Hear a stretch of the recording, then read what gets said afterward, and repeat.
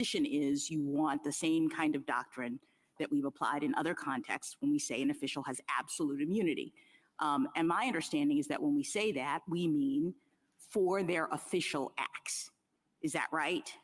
Yes. Okay, so any official acts, but then in that world, the real decision-making from the court standpoint is whether or not something is an official act or not, correct? That is an important determination by all means. I mean, that's the determination in the absolute immunity world, because if you determine that it's an official act, then the principle is that you get immunity for it, correct? That is correct. All right, so my question, and I think the Chief Justice may have asked this at the beginning, is how do you determine what, or maybe Justice Thomas, how do you determine what is an official act? And when we're talking about the kinds of scenarios that Justice Sotomayor brought up, one could say that when the president is using the trappings of his office to achieve a personal gain, then he's actually not acting officially, even if the doctrine was absolute immunity. So what do you say about that? Two things in response to that. First, to the last point, that allegation that this was really motivated by an improper private purpose could be made in every single case. No, I understand that, but it would have to be made. I'm just trying to assess, even if we had the doctrine of absolute immunity, that same allegation and the facts related to it would come in, because the person would be arguing that he was not acting in his official capacity. He wasn't doing something official. He was doing it personal, correct? I agree. The objective, or I'm not sure I agree, but the point I would make in response to that is in Fitzgerald against Nixon, this court emphasized that would result in an intrusive discussion or determination of the president's personal motives for every official act. And again, this is not just in the case of the presidency. All right, can I just ask you another quick question before my colleagues take it over here? At the beginning of your analysis, when you were giving your opening statement, you were talking about you suggested that the lack of immunity and the possibility of prosecution in the presidential context is like an innovation. And I understood it to be the status quo. I mean, I understood that every president from the beginning of time, essentially, has understood that there was a threat of prosecution, if for no other reason than the Constitution suggests that they can be prosecuted after impeachment. The Office of Legal Counsel has said forever that presidents are amenable to a threat of prosecution, and they have continued to function and do their jobs and do all the things that presidents do. So it seems to me that you are asking now for a change in what the law is related to immunity. I would quote from what Benjamin Franklin said at the Constitutional Convention, which I think reflects best the founders' original understanding and intent here, which is at the Constitutional Convention, Benjamin Franklin said, "History provides one example only of a chief magistrate who was subject to public justice, criminal prosecution," and everybody cried out against that.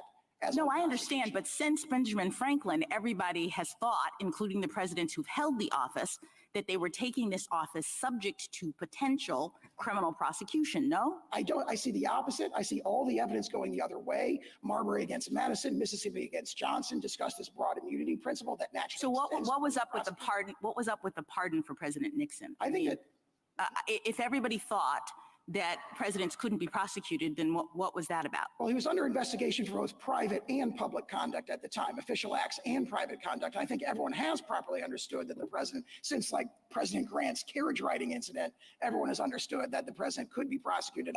Counsel, on that score, there does seem to be some common ground between you and your colleague on the other side, that no man's above the law and that the president can be prosecuted after he leaves office for his private conduct. Is that right? We agree with that. And then the question becomes, as we've been exploring here today, a little bit about how to segregate private from official conduct that may or may not enjoy some immunity. And I'm sure we're going to spend a lot of time exploring that. But the DC Circuit in Blasingame, Chief Judge there, joined by the panel, expressed some views about how to segregate private conduct for which no man is above the law from official acts. Do you have any thoughts about the test that they came up with there? Yes, we think in the main that test, especially if it's understood through the lens of Judge Katsas' separate opinion, is a very persuasive test. It would be a great source for this court to rely on in drawing this line. And it emphasizes the breadth of that test. It talks about how actions that are, plausibly connected to the president's official duties are official acts. And it also emphasizes that if it's a close case or it appears there's considerations on the other side, that also should be treated as immune. Those are the aspects of that we'd emphasize as potentially guiding the And court's that left discretion open, in that case, the possibility of further proceedings and trial. Exactly right. And that would be a very natural course for this court to take in this place. The court can and should reverse the categorical holding of the D.C. Circuit that there's no such thing as official acts, especially when it comes to. But you'd agree further proceedings would be required. That is correct. There would have to be, and I would point the court to Anderson against Creighton, where the court said there'd be kind of two stages of these further proceedings. There's looking at the indictment itself, or in that case, it was a complaint, but look at the charging document itself and see whether on the face of it, this is alleging official acts. And if not, or it can't be determined, then there'd be a factual proceeding. And all that under Mitchell against Forsyth and so forth would have to occur before any other proceedings in the district. Counsel, Mr. speaking of- Sauer, Go ahead. Mr. Sauer, you began by explaining why you believe that immunity from criminal prosecution is essential for the proper functioning of the presidency. But my question is whether the very robust form of immunity that you're advocating is really necessary in order to achieve that result. So just to take one possible alternative, suppose the rule were that a former president cannot be prosecuted for official acts unless no plausible justification could be imagined for what the president did, taking into account history and legal precedent and the information that was provided to the president at the time when the act was taken. Would that be sufficient? Or if it is insufficient, why would it be insufficient? That might be a much better rule than what emerged in the lower courts here. We think it would be insufficient because, again, that long line of cases talking about using the president's motives and the intrusive consideration of the president's motives as transforming acts to official and unofficial would come into play. And of course, once you can make that allegation, all of a sudden you've opened the door. You no longer have a per se clear bright line rule. You have a determination in every single case. Well, what if it were not? What if it did not involve any subjective element? It was purely objective. You would look objectively at the various relevant factors. That sounds to me a lot like Blazing Game, and especially viewed through the lens of Judge Katsas' separate opinion, and that may not be different than what we're proposing to the court today. Well, Blazing Game had to do with the difference between official conduct and private conduct, right? That's correct. I understood the court to be asking that. No, this would apply, and just a possibility. I don't know whether it's a good idea or a bad idea, or whether it can be derived from the structure of the Constitution or the vesting clause or any other source. But this would be applied in a on purely objective grounds when the president invokes an official power in taking the action that is at issue. Yes, I believe the reason I think of Blazing Game is because it talks about an objective, context-specific determination to winnow out what's official and what is purely private conduct. And again, with a strong degree of deference to what. I'm sorry, if I understood Justice Alito, he's suggesting not that. He's suggesting whether, even if it is an official act, whether you still grant immunity if that act is not plausibly viewed as within the realm of law. He can correct me if I'm wrong. That was the question.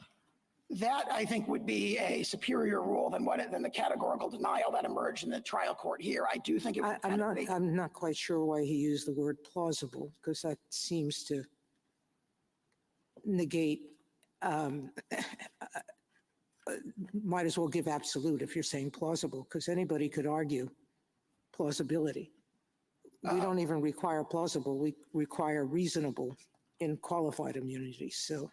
Well, I mean, one might argue that it isn't plausibly legal to order SEAL Team 6, and I don't want to slander SEAL Team 6 because seriously, they're honorable officers, and they are bound by the Uniform Code of Military Justice not to obey unlawful orders. But no, I think one could say that it's not plausible that is legal, that action would be legal. And I'm sure I've thought of lots of hypotheticals. I'm sure you've thought of lots of hypotheticals where a president could say, I'm using an official power, and yet the president uses it in an absolutely outrageous manner. That, if we're an objective determination, may well be an interesting approach to take. So apply it to the allegations here. What is plausible about the president assisting in creating a fraudulent slate of electoral candidates? Assuming you accept the facts of the complaint on their face, is that plausible that that would be within his right to do? Absolutely, Your Honor. We have the historical precedent we cite in the lower courts of President Grant sending federal troops to Louisiana and Mississippi in 1876 to make sure that the Republican electors got certified in those two cases, which delivered the election to Rutherford B. Hayes. The notion that it's completely implausible, I think, just can't be supported based on the face of this indictment or even Knowing that the slate is fake, knowing that the slate is fake, that they weren't actually elected, that they weren't certified by the state.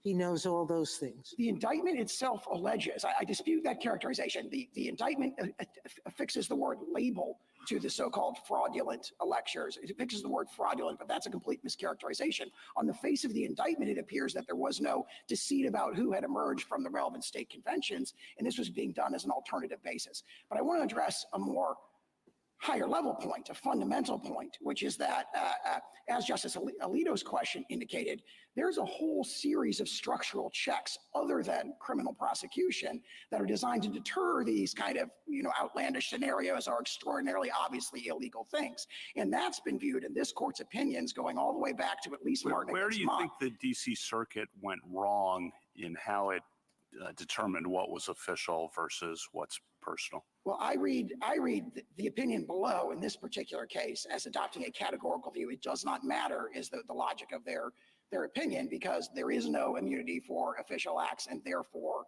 that's the end of the story. I don't really think they went wrong in Blasingame in the civil context when they engage in the same determination with respect to what's official and what isn't official. There, we agree with most of what that opinion says. And for some official acts that are not within the Article 2 exclusive power. Okay, so official acts, but not within the Article 2 exclusive power.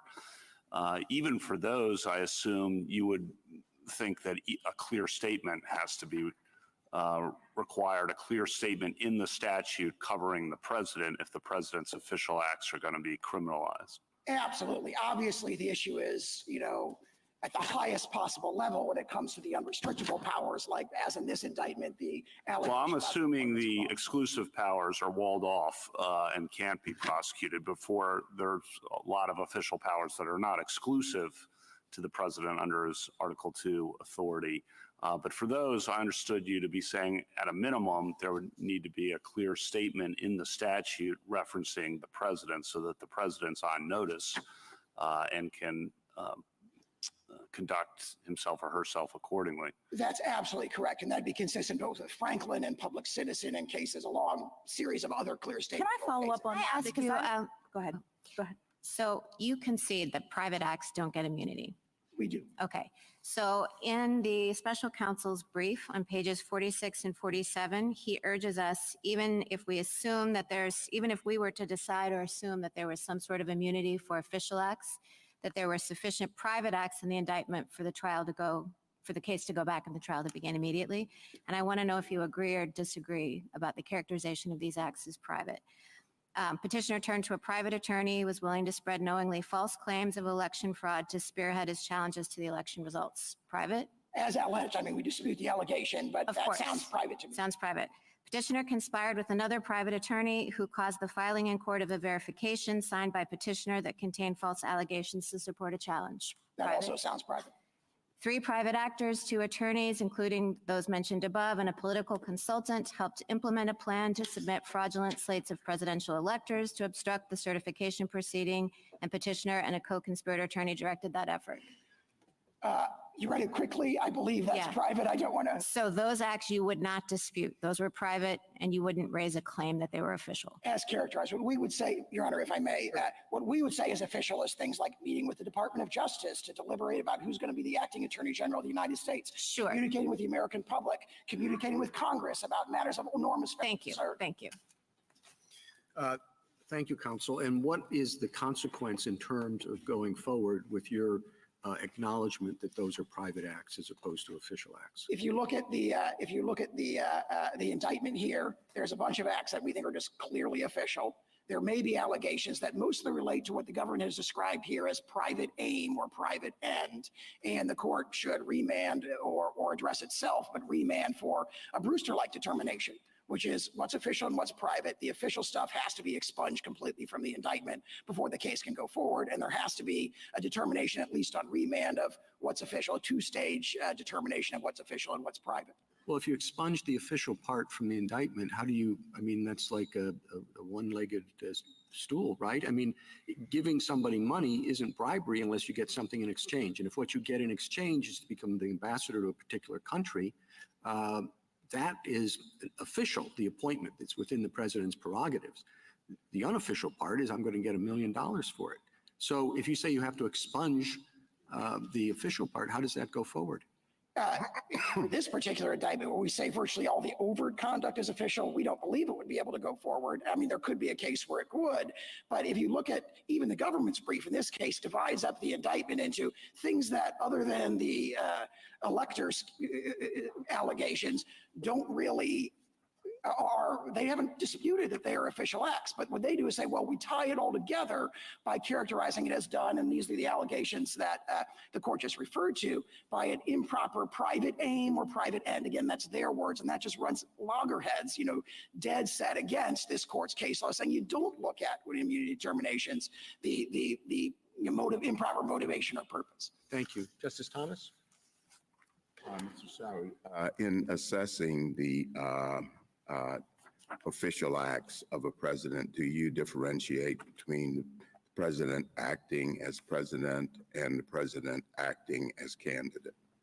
Yes, we do, and we don't dispute essentially the blazing game discussion of that. Okay. But of now- course, that has to be done by objective determinations, not by looking at what was the purpose of what you did this. That's the most important point there. Did you, in this litigation, challenge the appointment of special counsel?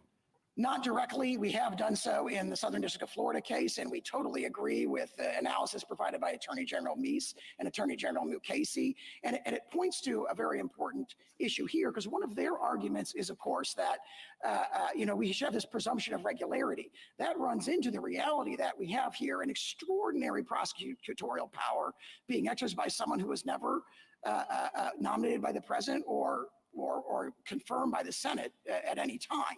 So we agree with that position. We hadn't raised it yet in this case when this case went up on appeal. Justice Alito? When you say that the official act should be expunged from the indictment, that in itself would not achieve very much unless evidence of those official acts were precluded at trial. So is that what you're saying, that the prosecution should not be permitted at trial to prove the official acts as part of the conspiracies that are alleged? Absolutely. And we think that's just the clear implications of Brewster and Johnson and their discussion in a very analogous context. Thank you. Justice Sotomayor? I'm a little bit confused by that. If you have a scheme to defraud or a scheme to accept bribery, there's evidence from which you can infer that scheme. And one of it is that the appointment actually happened. It's an official act. You wouldn't expunge that as evidence. You would instruct the jury that there's no liability for the actual appointment, that the liability is for accepting the bribe. Similarly here, I don't think the indictment is charging that the obstruction occurred solely because of conversations with the Justice Department. They're saying you look at all of the private acts and you look in the context of some of the public acts, and you can infer the intent, the private intent from them. So I'm not sure that I understand why your problems couldn't be taken care of at trial with an instruction, if we believe, if the court were to find, I'm not even sure how they could, but if it were to find that some public acts could not be the basis of criminal liability. I think the best thing I can say to that is, and I think this ties into the Chief Justice's question about a one-legged stool. Brewster and Johnson and subsequent cases like Heltowski versus Meaner essentially say that this is a one-legged stool problem. It will be difficult for some of these prosecutions to proceed, and that is the implications of official immunity, which is dictated in the Constitution here by the executive vesting clause. Justice Kagan? I continue on in Justice Barrett's vein a little bit and ask you about some of the allegations of the indictment and whether they're official acts or not in your view. So the defendant signed a verification affirming false election fraud allegations made on his behalf in a lawsuit filed in his name against the Georgia governor. I don't think we've disputed that that's official. I'm sorry, that is unofficial. That's unofficial. Same for the defendant called the chairwoman of the Republican National Committee, asked her to gather electors in targeted states, falsely represented to her that such electors' votes would be used only if ongoing litigation in one of the states changed the results in the defendant's favor. We have taken the position that that is official. That's official? Yes. Why would that be official? Because the organization of alternate slates of electors is based on, for example, the historical example of President Grant is something that was done pursuant to and ancillary and preparatory to the exercise of the core recommendation clause power. So when President Trump Couldn't he have taken this action just in the status of a candidate? the fact that he could have done so doesn't demonstrate that he did do so in this case. And based on the allegations, we think it's clear he did not, that this was done in an official capacity. The defendant asked the Arizona House Speaker to call the legislature into session to hold a hearing based on their claims of election fraud. Absolutely an official act for the president to communicate with state officials on a matter of enormous federal interest and concern, attempting to defend the integrity of a federal election, to communicate with state officials and urge them to view what he views as their job under state law and federal law. That's an official act. Well, attempting to defend the integrity of the election, I mean, that's the defense. The allegation is that he was attempting to overthrow an election. Essentially, exactly right. And neither allegation of what the purpose is should make a difference as to whether it's immune. That is extremely strong precedent from this court. Does it strike you as odd that your understanding of immunity goes way beyond what OLC has ever claimed for a former president? I view the OLC opinions here as strongly supporting us, because anytime a congressional statute basically got anywhere near touching the president's prerogatives, they've said, oh, we're going to interpret the statute narrowly to avoid that. So well, that's a different question. I mean, what OLC has always said is that sitting presidents get immunity, but former presidents, no. Now, there might be a different argument made about whether a statute or whether a statute as applied to particular conduct is properly available against the president. But that's a very different argument than the immunity claim that you're making here, which OLC has definitively not supported. I don't know if I put it that way. I don't recall an opinion directly addressing it, but more fundamental to us, Your Honor, is in fact the language of cases like Marbury and statements like made by Benjamin Franklin at the Constitutional Convention, statements of George Washington talking about the massive risk of factional strife and how that could destroy the republic and erect a new government on the ruins of public liberty. That's what we rely on principally here. I cite the OLC opinions because, of course, what you see there is a very strong trend that if there's any statute that might trench in any way on the president's prerogatives, which they interpret it to avoid that. If a president sells nuclear secrets to a foreign adversary, is that immune? that sounds like, similar to the bribery example, likely not immune. Now, if it's structured as an official act, he would have to be impeached and convicted first before. What does that mean if it's structured as an official act? Well, I don't know in the hypothetical whether or not that would be an official act. You probably have to have more details to apply the Blazing Game analysis or even the Fitzgerald analysis that we've been talking about. How about if a president orders the military to stage a coup? I think that, as the Chief Justice pointed out earlier, where there is a whole series of, sort of guidelines against that, so to speak, like the UCMJ prohibits the military from following a plainly unlawful act. If one adopted Justice Alito's test, that would fall outside. Now, if one adopts, for example, the Fitzgerald test that we advanced, that may well be an official act, and he would have to be, as I'll say in response to all these kinds of hypotheticals, has to be impeached and convicted before he can be criminally prosecuted. But I emphasize to the court that— Well, he's gone. Let's say this president who ordered the military to stage a coup. He's no longer president. He wasn't impeached. He couldn't be impeached. But he ordered the military to stage a coup. And you're saying that's an official act. I think it would depend That's immune. I think it would depend on the circumstances, whether it was an official act. If it were an official act, again, he would have to be impeached. Well, what does that mean, depend on the circumstances? He was the president. He is the commander in chief. He talks to his generals all the time. And he told the generals, I don't feel like leaving office. I want to stage a coup. Is that immune? If it's an official act, there needs to be impeachment and conviction beforehand, because the framers viewed that kind of If very it's an low official risk. act, is it an official act? If it's an official act, it's impeachment. Is it an official act? On the way you've described that hypothetical, it could well be. I just don't know. You'd have to, again, it's a fact-specific, context-specific determination. That That's answer not a sounds place- to me as though it's like, yeah, under my test, it's an official act, but that sure sounds bad, doesn't it? Well, it certainly sounds very bad, and that's why the framers have a whole series of structural checks that have successfully, for the last 234 years, prevented that very kind of extreme hypothetical. And that is the wisdom of the framers. What they viewed as the risk that needed to be guarded against was not the notion that the president might escape, a criminal prosecution for something, sort of very, very unlikely in these unlikely scenarios. They viewed much more likely and much more destructive to the republic, the risk of factional strife discussed by George The Washington. framers did not put an immunity clause into the Constitution. They knew how to. There were immunity clauses in some state constitutions. They knew how to give legislative immunity. They didn't provide immunity to the president. And, not so surprising, they were reacting against a monarch who claimed to be above the law.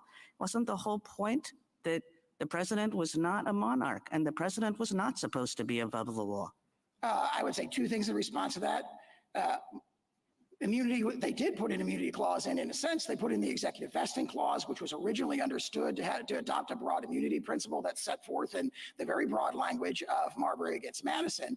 And also they did discuss and consider what would be the checks on the presidency. And they did not say, we need to have criminal prosecution. Right there at the Constitutional Convention, Benjamin Franklin says, we don't have that. That's not an option. Everybody cried out against that as unconstitutional. The structural check we're adopting is impeachment. And they're very clear on that in pages 64 to 69 of the second volume of Farrand. Thank you.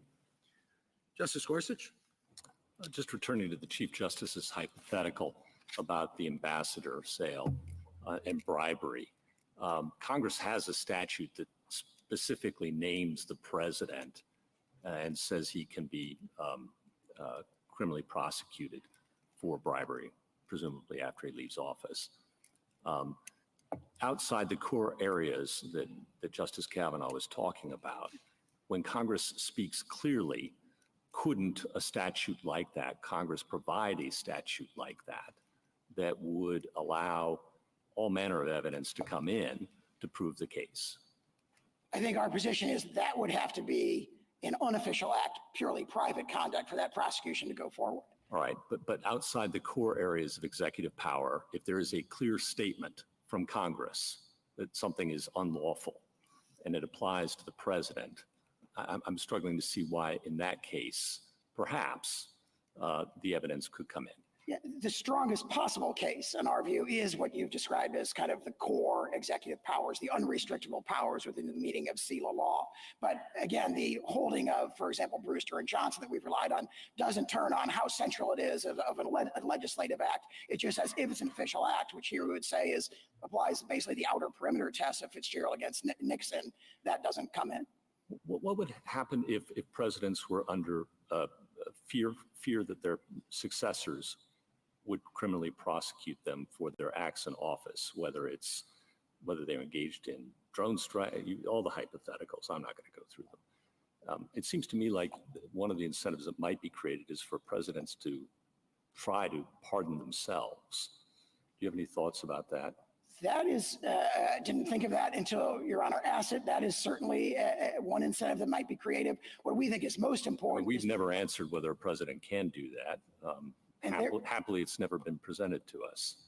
And if the doctrine of immunity remains in place, that's likely to remain the case for those very issues. As Fitzgerald, I think, very powerfully emphasized, the real concern here is there going to be bold and fearless action?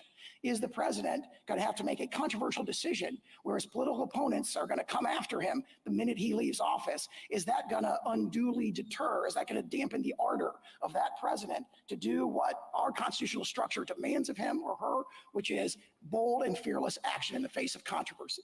And perhaps if he feels he has to, he'll pardon himself every 4 years from now on. But that, as the court pointed out, wouldn't provide the security because the legality of that is something that's never been addressed. Now, one of the checks and balances, in addition to impeachment that you've discussed, is subordinate liability. You don't contest that everybody following an unlawful order beneath the President of the United States can be immediately prosecuted, do you?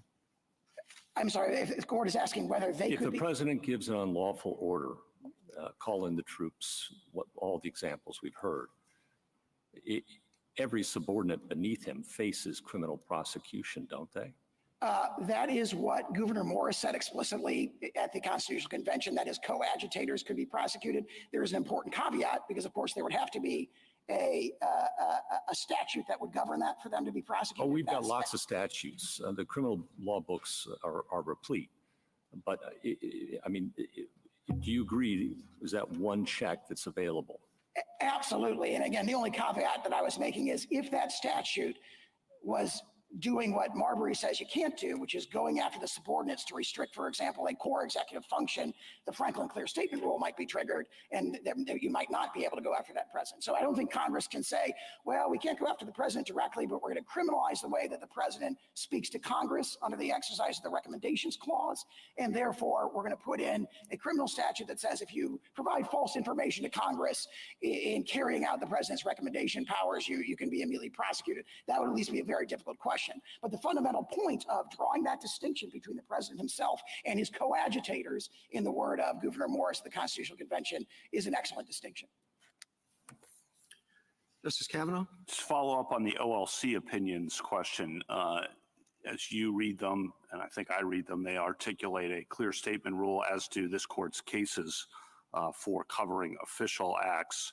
And your point, I think, but I just want to underscore this, is that none of the statutes alleged here or cited here have a clear statement covering the president, therefore meaning that the president can't be charged for any official acts under these statutes. That's absolutely correct. They're extended way beyond. I mean, Now, that's separate from the question what's official versus what's personal, but for that bucket that is official, there's no clear statement, period. That's right. And as to purely private conduct, we don't think the clear statement rule would be invoked. But as to official acts, these statutes, the ones charged in the indictment, are just way far afield from purporting to criminalize in clear terms the president's official acts. And then just to clarify this, the president's not above the law, the president's not a king.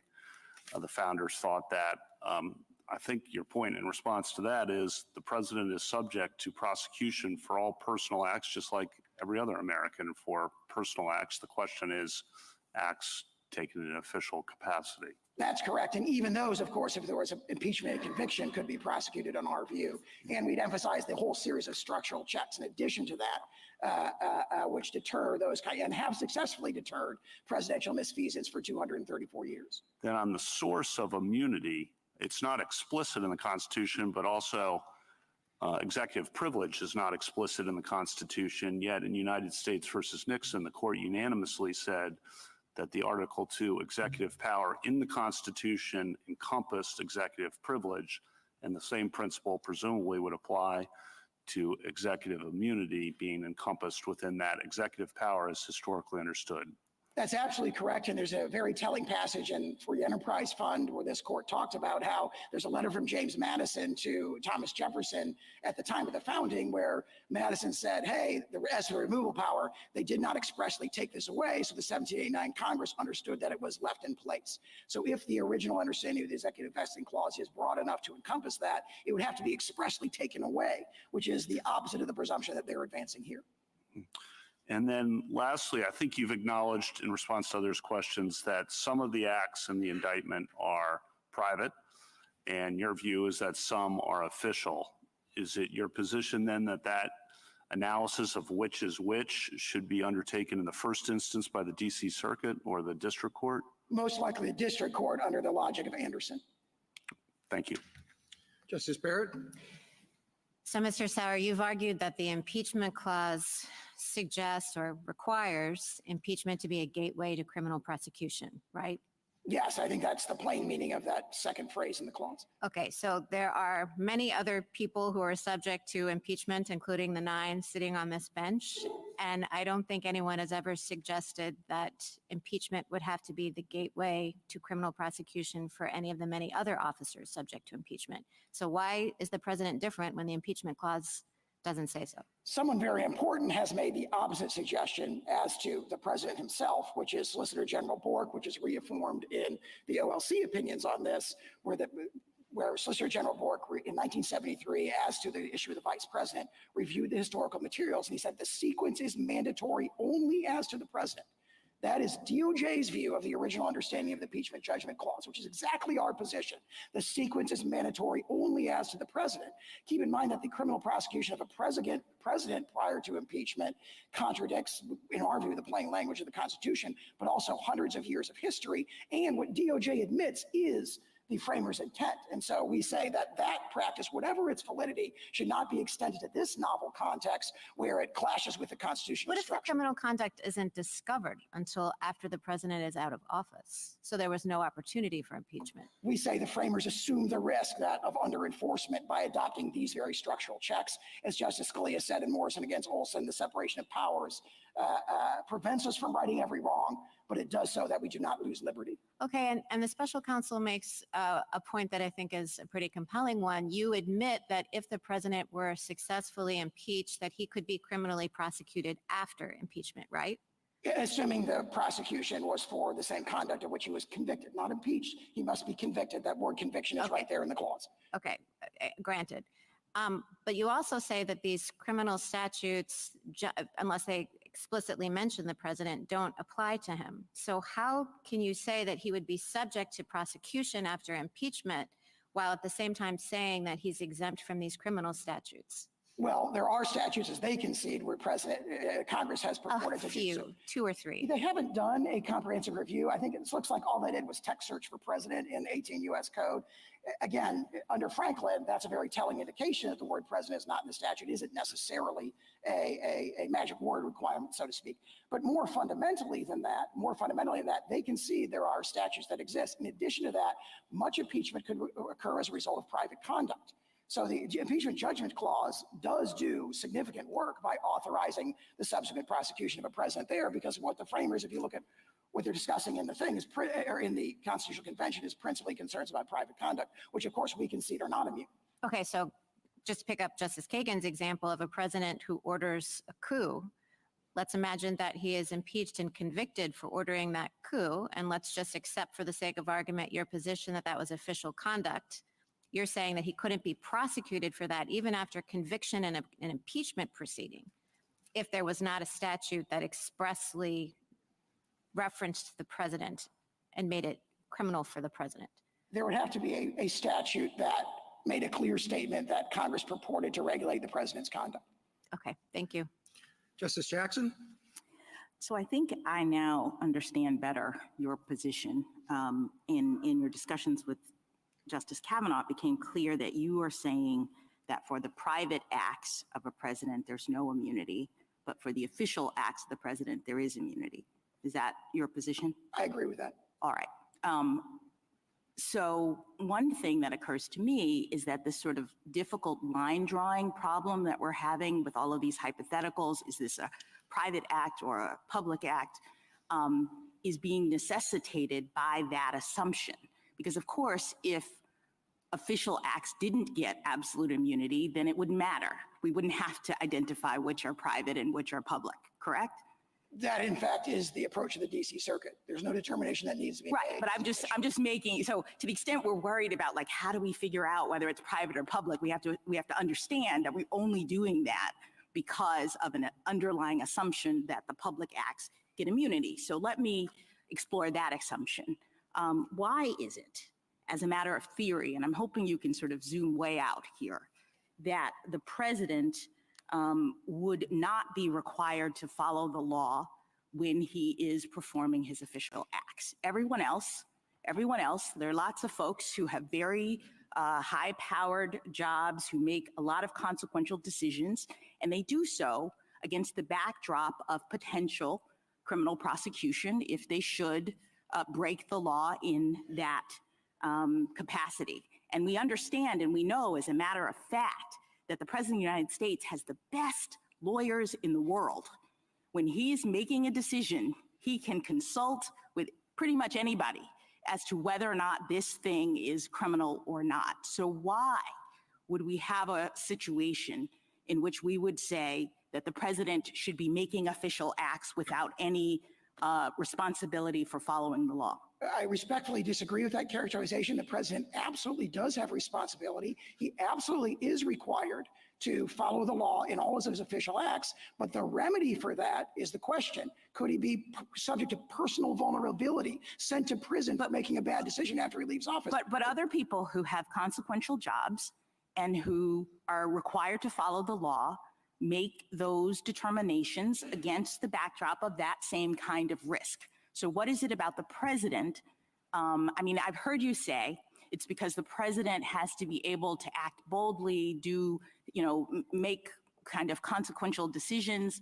I mean, sure, but again, there are lots of people who have to make life and death kinds of decisions, and yet they still have to follow the law. And if they don't, they could be sent to prison, et cetera, et cetera. So I say two things in response to that, Yes. both from Fitzgerald. That's the very sort of inference or reasoning that this court rejected in Fitzgerald. no, but let me just, Fitzgerald was a civil situation in which the president actually was in a different position than other people because of the nature of his job, the high profile nature, and the fact that he touches so many different things. When you're talking about private civil liability, anybody on the street can sue him. We could see that the president was sort of different than the ordinary person when you say, should he be immune from civil liability from anybody who wants to sue him? But when we're talking about criminal liability, I don't understand how the president stands in any different position with respect to the need to follow the law as he is doing his job than anyone else. He is required to follow the law. And what But he's Fitzgerald not said is if that there's no criminal prosecution. If there's no threat of criminal prosecution, what prevents the president from just doing whatever he wants? all the structural checks that are identified in Fitzgerald and a whole series of this court's cases that go back to Martin against Mott, for example, impeachment, oversight by Congress, public oversight. There's a long series of them. Fitzgerald directly addresses this in the civil context, and we think Well, that I'm not language sure. naturally ports. I'm not sure that's much of a backstop. And what I'm, I guess, more worried about, you seem to be worried about the president being chilled. I think that we would have a really significant opposite problem if the president wasn't chilled. If someone with those kinds of powers, the most powerful person in the world, with the greatest amount of authority, could go into office knowing that there would be no potential penalty for committing crimes. I'm trying to understand what the disincentive is from turning the Oval Office into, the seat of criminal activity in this country. I don't think there's any allegation of that in this case. And what George Washington said is, what Benjamin Franklin said is, we view the prosecution of a chief executive as something that everybody cried out against as unconstitutional. And what George Washington said is, we're worried about factional strife, which will. No, I'm also, let me put this worry on the table. If the potential for criminal liability is taken off the table, wouldn't there be a significant risk that future presidents would be emboldened to commit crimes with abandon while they're in office? It's right now the fact that we're having this debate because OLC has said that presidents might be prosecuted. Presidents from the beginning of time have understood that that's a possibility. That might be what has kept this office from turning into the kind of crime center that I'm envisioning. But once we say, no criminal liability, Mr. President, you can do whatever you want, I'm worried that we would have a worse problem than the problem of the president feeling constrained to follow the law while he's in office. I respectfully disagree with that because the regime you've described is the regime we've operated under for 234 years. There has not been an expectation based on 234 years of unbroken political. All right, let me ask legal you another conviction question. that might occur. Let me ask you another question about this clear statement line of questioning. First of all, I didn't see you argue that below. I don't know. I understand that you have that set of in your briefs here, but did you argue before the DC Circuit something about a clear statement with respect to statutes? Yes, in our separately filed motion to dismiss based on statutory grounds, we extensively argued not just this clear statement rule, but a whole panel. Right, but that's not the question presented in this case. The question presented in this case comes out of your motion for immunity. So to bring in now an argument that you didn't raise below, it seems to me you forfeited it, no? I believe it's fairly included within the question presented, especially because the court expanded the question presented from what either of the parties submitted. But not to statutory interpretation. I mean, that argument goes to statutory avoidance, constitutional avoidance, statutory interpretation. You asked for immunity, which is a totally different thing. I think they're very closely related logically. The question is does immunity exist and to what extent does it? And the argument is immunity at least exists to the extent that it raises a grave constitutional question that triggers the clear statement rule. That's a really But tight that's logical totally relationship. circular. You use that argument to avoid constitutional questions. You are asking us a constitutional question here. So it doesn't even make sense to talk about clear statement in rule the way that it's come up in the context of an immunity question. But let me ask you this about it. I had one more question. So what is the argument that the president of the United States, who you say is bound by the law, is not on notice that he has to do his job consistent with the law? I mean, to the extent that the clear statement rule comes in at all, it's about the person not being on notice. So I guess I don't understand why Congress in every criminal statute would have to say, and the president is included. I thought that was the sort of background understanding that if they're enacting a generally applicable criminal statute, it applies to the president just like everyone else. So what is the clear statement that would have to be made in this context? Under Franklin and under Public Citizen, Congress has to speak clearly before it interferes with the president's powers. And we have here an indictment that seeks to criminalize objective conduct that falls within the heartland of core executive authority. Thank you. Thank you, counsel. Mr. Dreeben? Mr. Chief Justice, and may it please the court. This court has never recognized absolute criminal immunity for any public official. Petitioner, however, claims that a former president has permanent criminal immunity for his official acts unless he was first impeached and convicted. His novel theory would immunize former presidents for criminal liability for bribery, treason, sedition, murder, and here conspiring to use fraud to overturn the results of an election and perpetuate himself in power. Such presidential immunity has no foundation in the Constitution. The framers knew too well the dangers of a king who could do no wrong. They therefore devised a system to check abuses of power, especially the use of official power for private gain. Here, the executive branch is enforcing congressional statutes and seeking accountability for petitioners' alleged misuse of official power to subvert democracy. That is a compelling public interest. In response, petitioner raises concerns about potential abuses, but established legal safeguards provide layers of protections, with the Article III courts providing the ultimate check. The existing system is a carefully balanced framework. It protects the president, but not at the high constitutional cost of blanket criminal immunity. That has been the understanding of every president from the framing through Watergate and up to today. This court should preserve it. I welcome the court's questions. Mr. Dreeben, does the president have immunity, or are you saying that there's no immunity, presidential immunity, even for official acts? Yes, Justice Thomas, but I think that it's important to put in perspective the position that we are offering the court today. The president, as the head of the Article II branch, can assert as applied Article II objections to criminal laws that interfere with an exclusive power possessed by the president or that prevent the president from accomplishing his constitutionally assigned functions. That is the constitutional doctrine that currently governs the separation of powers. What petitioner is asking for is a broad blanket immunity that would protect the president, a former president, from any criminal exposure absent impeachment and conviction, which has never happened in our history. And we submit that is not necessary in order to assure that the president can perform all of the important tasks that the Constitution reposes in him. Over in not so distant past, the presidents or certain presidents have engaged in various activity, coups or operations like Operation Mongoose when I was a teenager, and yet there were no prosecutions. Why? If what you're saying is right, it would seem that that would have been ripe for criminal prosecution of someone. So Justice Thomas, I think this is a central question.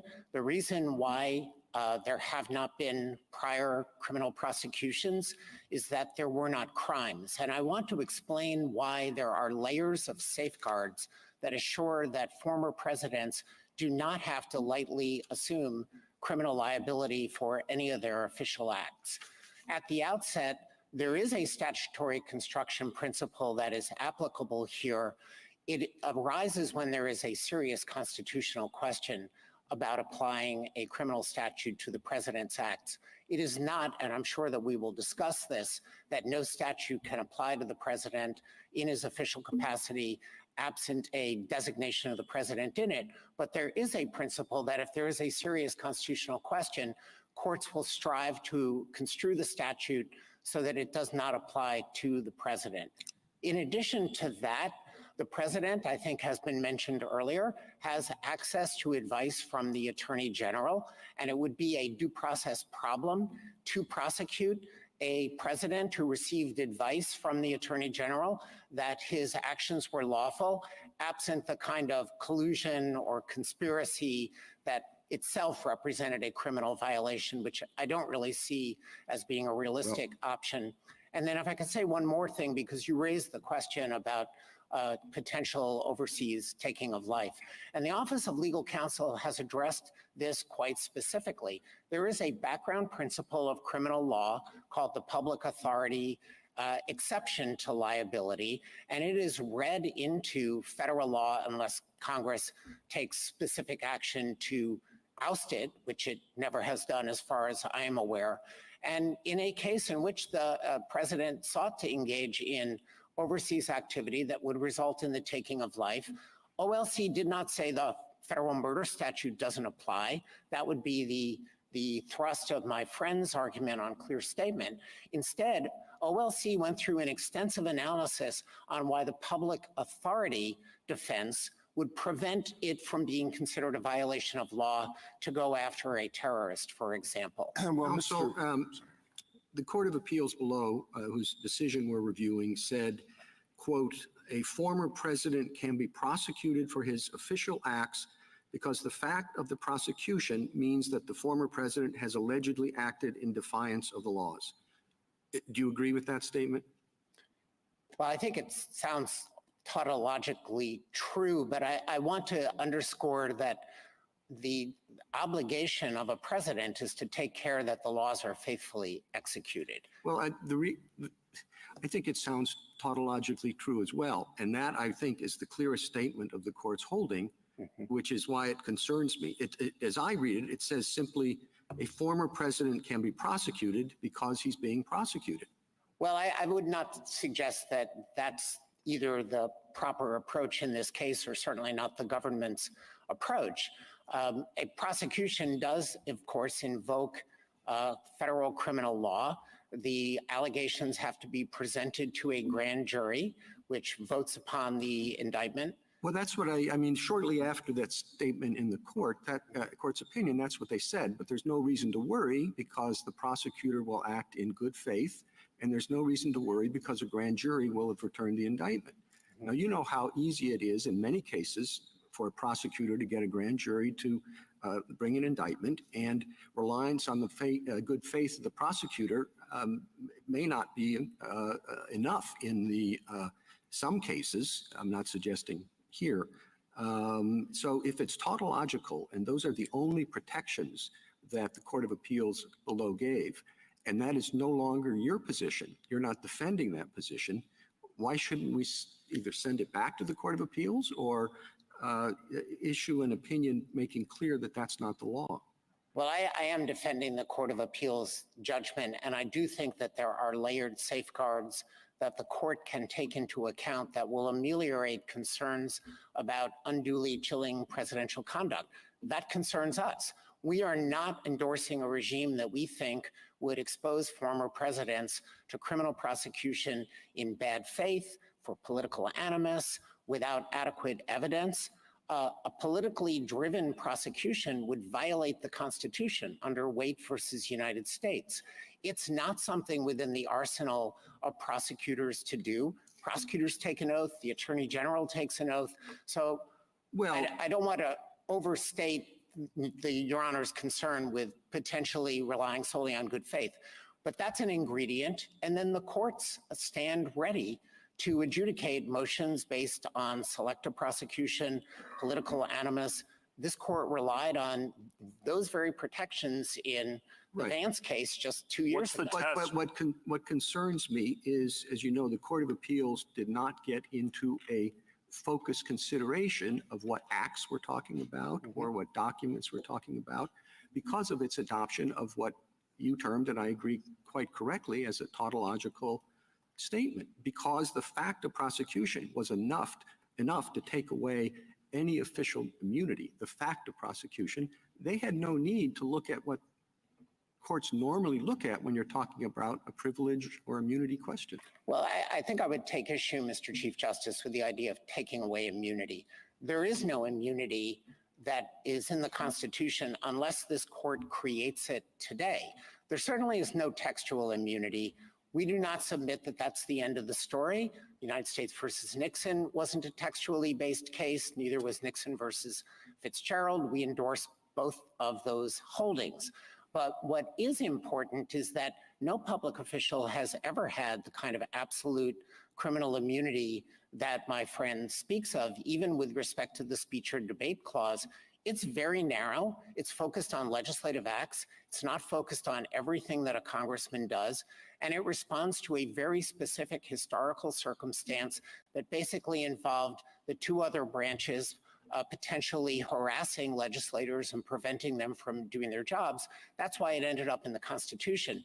Nothing like that ended up in the Constitution for the presidents. And that's because one of the chief concerns of the framers was the risk of presidential misconduct. They labored over this. they adopted an impeachment structure that separated removal from office as a political remedy from criminal prosecution. This departed from the British model. The British model was you get impeached and criminally prosecuted and convicted in the same proceeding. The framers did not want that. They wanted a political remedy in case a president was engaging in conduct that endangered the nation. He could be removed. He can't be prosecuted while he's a sitting president. That's been the longstanding Justice Department position. Mr. Dreeben, you dispute the proposition that a former president has some form of immunity. But as I understand your argument, you do recognize that a former president has a form of special protection, namely that statutes that are applicable to everybody must be interpreted differently under some circumstances when they are applied to a former president. Isn't that true? It is true because, Justice Alito, of the general principle that courts construe statutes to avoid serious constitutional questions.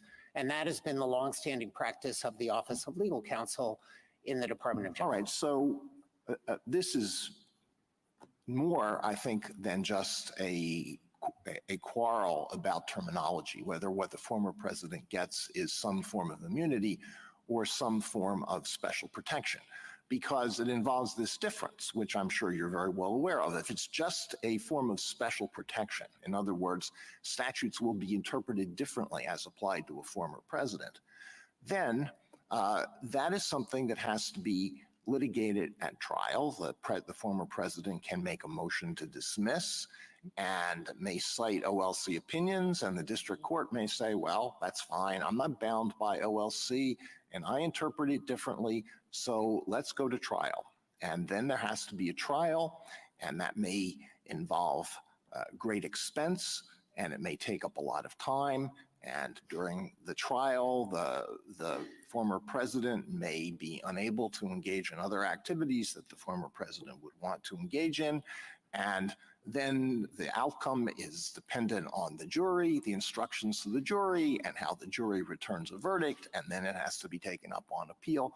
So the protection is greatly diluted if you take the form, if it takes the form that you have proposed. Now, why is that better?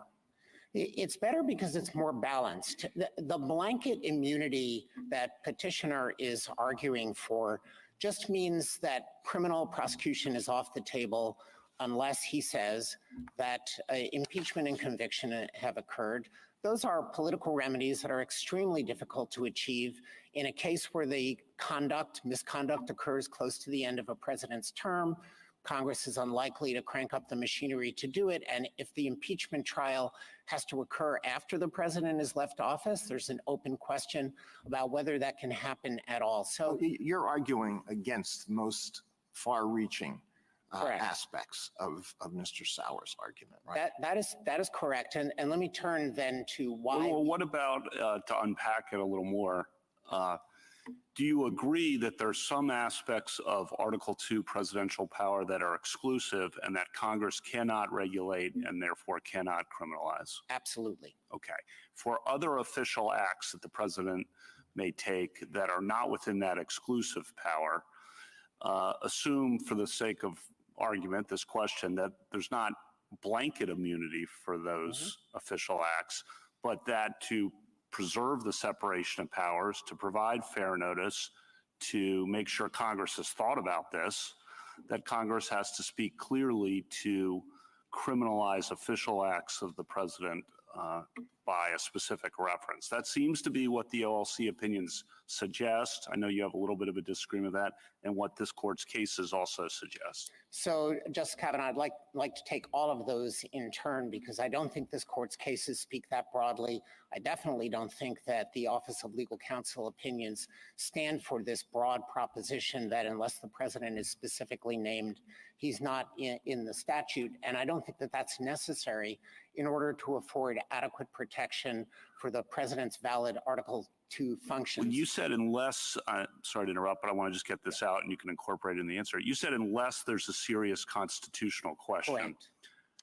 Well, isn't it's a serious constitutional question whether a statute can be applied to the president's official acts. So wouldn't you always interpret the statute not to apply to the president, even under your formulation, unless Congress had spoken with some clarity? I don't think across the board that a serious constitutional question exists on applying any criminal statute to the president. The problem is the vague obstruction and 371 conspiracy to defraud the United States can be used against a lot of presidential activities historically with a creative prosecutor who wants to go after a president.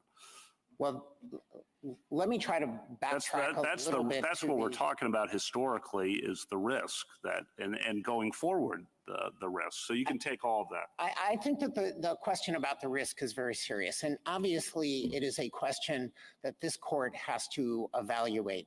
For the executive branch, our view is that there is a balanced protection that better serves the interest of the Constitution, that incorporates both accountability and protection for the president. And I want to go through the protections that do exist, but perhaps it's worth returning at the outset to the statutory construction question that you raised. The Office of Legal Counsel has said the offense of bribery, of course, applies to the president.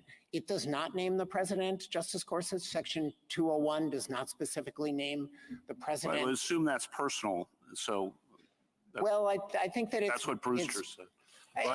Bribery statute in 607 says the president. I've got it in front of me. And so there is that. Well, let me just back up, though, just a second to what was a quick exchange with Justice Kavanaugh that I just want to make sure I understand. Yeah. Did you agree that there are some core functions of the executive that president conduct that Congress cannot criminalize? Yes. So is that a form? I mean, we can call it immunity or you can call it they can't do it, but what's the difference? We call it an as applied Article 2 challenge. Okay. Can we call it immunity just for shorthand's sake? So I think we are kind of narrowing the ground of dispute here. It seems to me there is some area you concede that an official acts that Congress cannot criminalize. And now we're just talking about the scope. Well, I don't think it's a just, but I think it's a very significant gap between any official act and the small core of exclusive official acts. I got that, but I want to explore that, okay? So, for example, let's say a president leads a mostly peaceful protest sit-in in front of Congress because he objects to a piece of legislation that's going through. And it in fact delays the proceedings in Congress. Now, under 1512C2, that might be corruptly impeding an official proceeding. Is that core and therefore immunized, or whatever word euphemism you want to use for that? Or is that not core and therefore prosecutable? Well, without a clear statement that applies to the president. It's not core. The core kinds of activities that the court has acknowledged are the things that I would run through the Youngstown analysis. And it's a pretty small set, but things like the pardon power, the power to recognize foreign nations, the power to veto legislation, the power to make appointments, these are things that the Constitution specifically allocates to the president. Once you get out... So a president then could be prosecuted for the conduct I described after he leaves office? Probably not, but I want to explain the framework of why I don't think that would be prosecution that would be valid.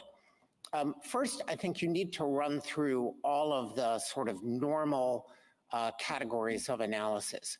Is there a serious constitutional question that's posed by applying that statute to the president? If so, then you may well default to it does not apply, at least on that fact well, I thought pattern. you said it, that was my question. Yes, and I you understand. said it fell outside that core, we'll call it immunity for simplicity's sake. Yes, I understand.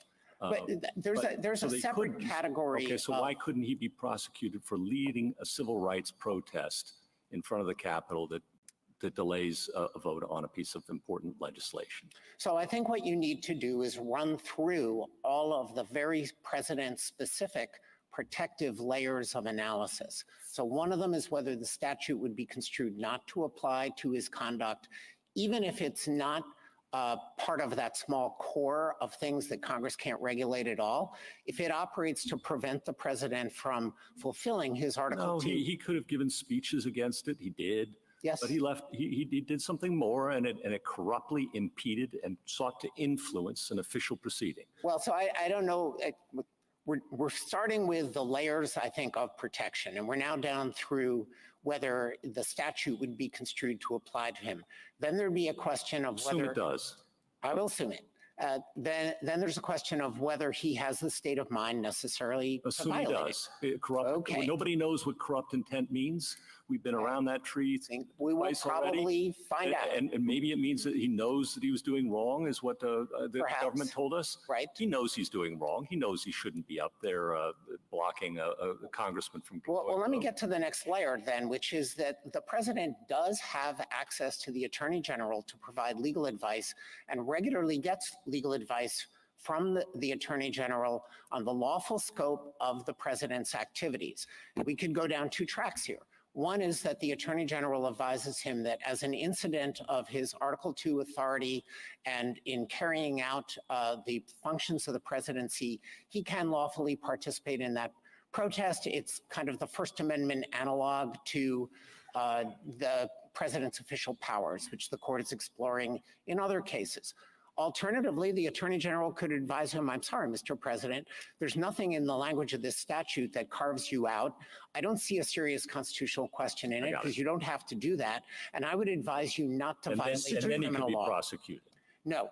No, if he gets a negative opinion from the attorney general, he still couldn't be prosecuted? I'm going to assume that most presidents are not going to take Well, but if he gets one and does it anyway, then he could be prosecuted. Well, so then if we are down at that level, I think what we are really asking is whether the president is subject to the criminal law. And you're And our answer is yes, he is subject to the criminal law. Mr. but- Dreeben, can we go back to the bribery statute? I, like you, understand that the only thing that is covered by that is the president is barred from soliciting or receiving funds in any room or building in the United States. That is correct. And it's an extremely, Official building. It's a very limited yes. mention of the And it president. really, I think, So as I understand this, there's two very limited provisions mentioning the president is included. that's right. There's a whole number of provisions that exclude the president, many, many, many more that exclude the president, correct? It's a kind of small number on both right. sides of the Now, fence. Justice Sotomayor. Barrett made the point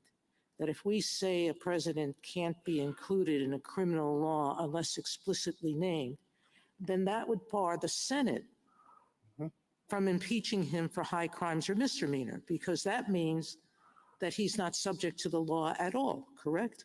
So I think. That's a tautology you can't escape. Just Sotomayor, what I think that Justice Barrett was saying, and we would agree with it, is that under my friend's position, after impeachment, he could be prosecuted. But under his statutory construction approach, there'd be nothing to prosecute him for. Exactly, that's the point, which is if he's not covered by the criminal law, he can't be impeached for it, for Yes. violating it. All right. Now, could we go further on this clear statement rule? The situations, and you mentioned it earlier, in which we have looked to see if the president is covered is contextual, correct? Correct. And what are the factors that generally we'll look at? I'm thinking specifically about whether the APA covers the president. Correct. And what we did there was analyze what powers were being given to in the lawsuit and et cetera. We looked at words, we looked at structure, we looked at separation of powers issues relating to our case law that said you can't direct the president to do anything, and this would have been a subterfuge for that, correct? All correct. All right. So I don't know why two of my colleagues, how they would fashion a clear statement rule that would say, when the law says any person can't accept a bribe, that permits the president to do it. So I agree, Justice Sotomayor, that the way that this court has interpreted statutes that do carve out the president, Justice Kavanaugh asked about this, was very context specific.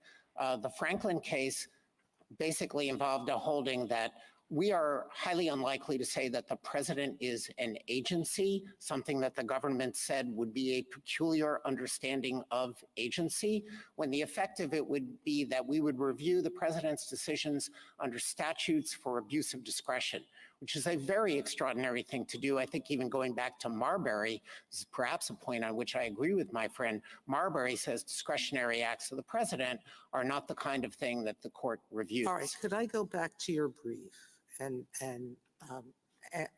going back to what some of my colleagues have asked you? There appears to be some narrowing principles to the concept that the president is subject to all criminal laws in all situations.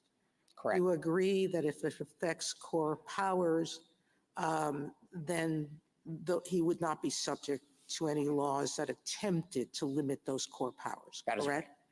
You're defining core powers as those specified by Article 2. That is essentially correct, yes. All right. And the only words in the Constitution is that that have to do with the president-in-law is that he shall take care that the law be faithfully executed, correct? That is right. Hard to imagine that a president who breaks the law is faithfully executing the law, correct? He has to execute all of the laws.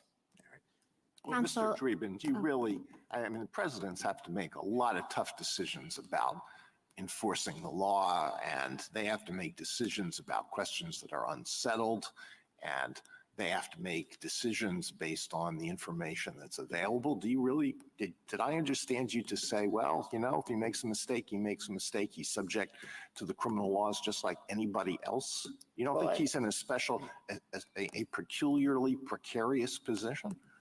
He's in a special position for a number of reasons. One is that he has access to legal advice about everything that he does. He's under a constitutional obligation he's supposed to be faithful to the laws of the United States and the Constitution of the United States. And making a mistake is not what lands you in a criminal prosecution.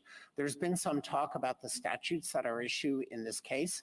I think they are fairly described as malum in se statutes, engaging in conspiracies to defraud the United States with respect to one of the most important functions, namely the certification of the next president. Well, I don't want to dispute the particular application of 371, conspiracy to defraud the United States, to the particular facts here, but would you not agree that that is a peculiarly open-ended statutory prohibition, in that fraud under that provision, unlike under most other fraud provisions, doesn't require any impairment of a property interest?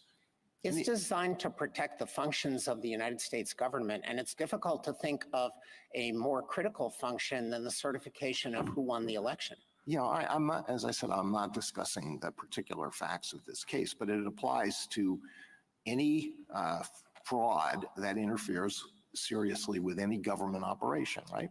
So what the government needs to show is an intent to impede, interfere, or defeat a lawful government function by deception, and it has to be done with scienter. These are not the kinds of activities that I think any of us would think a president needs to engage in order to fulfill his Article 2 duties, and particularly in a case like this one. I want to pick up on something that the court said earlier about the distinction between a public official acting to achieve public ends and a public official acting to achieve private ends.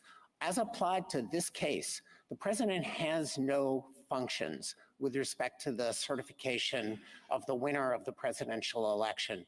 It seems likely that the framers designed the Constitution that way because at the time of the founding, presidents had no two-term limit. They could run again and again, and were expected potentially to want to do that. So the potential for self-interest would explain why the states conduct the elections. They send electors to certify who won those elections and to provide votes.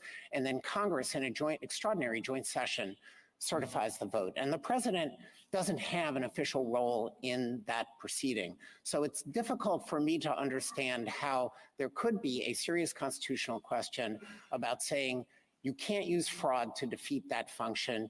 You can't obstruct it through deception. You can't deprive millions of voters of their right to have their vote counted for the candidate who they chose. Thank you, counsel. Justice Thomas? Justice Alito? Could we just briefly review the layers of protection that you think exists? And I'm going to start with what the DC Circuit said. So the first layer of protection is that attorneys general and other Justice Department attorneys can be trusted to act in a professional and ethical manner, right? Yes. How robust is that protection? I mean, most of the vast majority of attorneys general and Justice Department attorneys, and we both served in the Justice Department for a long time, are honorable people and they take their professional ethical responsibilities seriously. But there have been exceptions, right? Both among attorneys general and among federal prosecutors. There have been rare exceptions, Justice Alito, but when we're talking about layers of protection, I do think this is the starting point.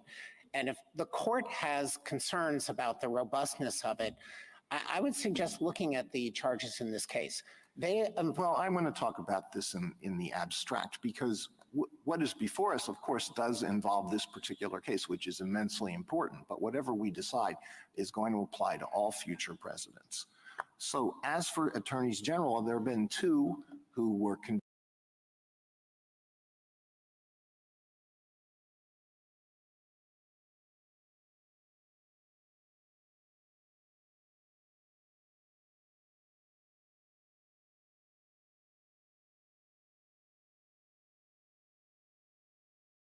departments of justice that are staffed by multiple people who do adhere to their office.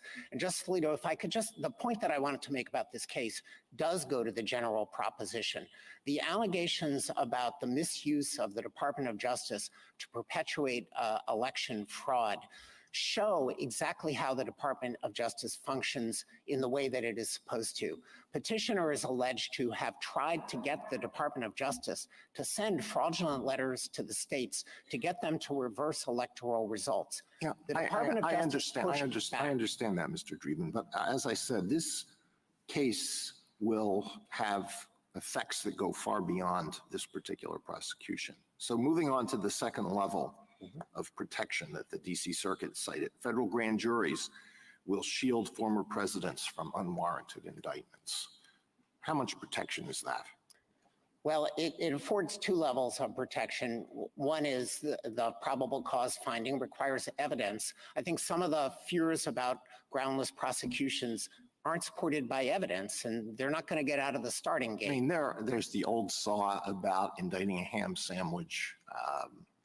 Yes, but I think Justice you had a lot of experience in the Justice Department. You come across a lot of cases where the U.S. attorney or another federal prosecutor really wanted to indict a case and the grand jury refused to do so.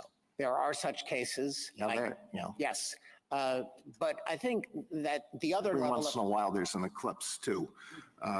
Well, I think that's for the most reason is prosecutors have no incentive to bring a case to a grand jury and secure an indictment when they don't have evidence to prove guilt beyond a reasonable doubt. It's self-defeating. All right, then the third level is that former presidents enjoy all the protections afforded all criminal defendants, right? And we've discussed that. And that may be true at the end of the day, but a lot can happen between the time when an indictment is returned and the time when the former president finally gets a vindication, perhaps on appeal. Isn't that correct? It is correct, Justice Alito, but I think that we should also consider the history of this country. As members of the court have observed, it's baked into the Constitution that any president knows that they are exposed to potential criminal prosecution. My friend says after impeachment and conviction, we don't read the impeachment judgment clause that way, but it's common ground that all former presidents have known that they could be indicted and convicted. And Watergate cemented that understanding.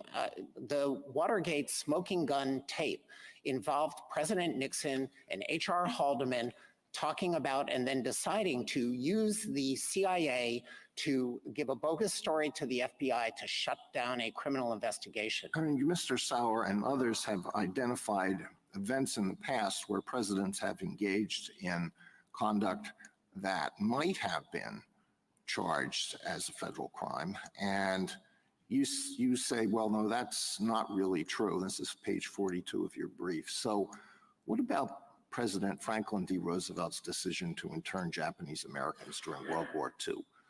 Couldn't that have been charged under 18 U.S.C. 241, conspiracy against civil rights? Today, yes, given this court's decision in Trump versus United States, in which Trump versus Hawaii, excuse me, where the court said Korematsu is overruled. I mean, President Roosevelt made that decision with the advice of his attorney general. That's a layer Is of that really safeguard. true?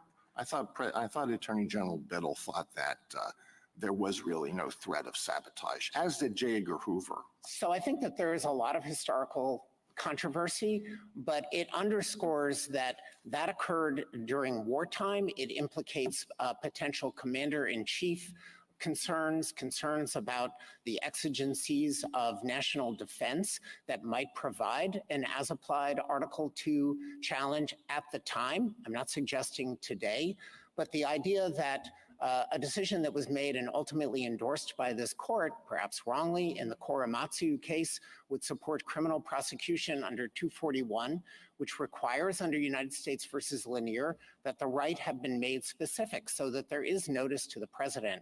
I don't think that would have been satisfied. All right, well, we could go through other historical examples. I won't do that. Let me just touch briefly on a couple of other things. One is the relevance of advice of counsel, and I wasn't clear what your answer is. So if the president gets advice from the attorney general that something is lawful, is that an absolute defense?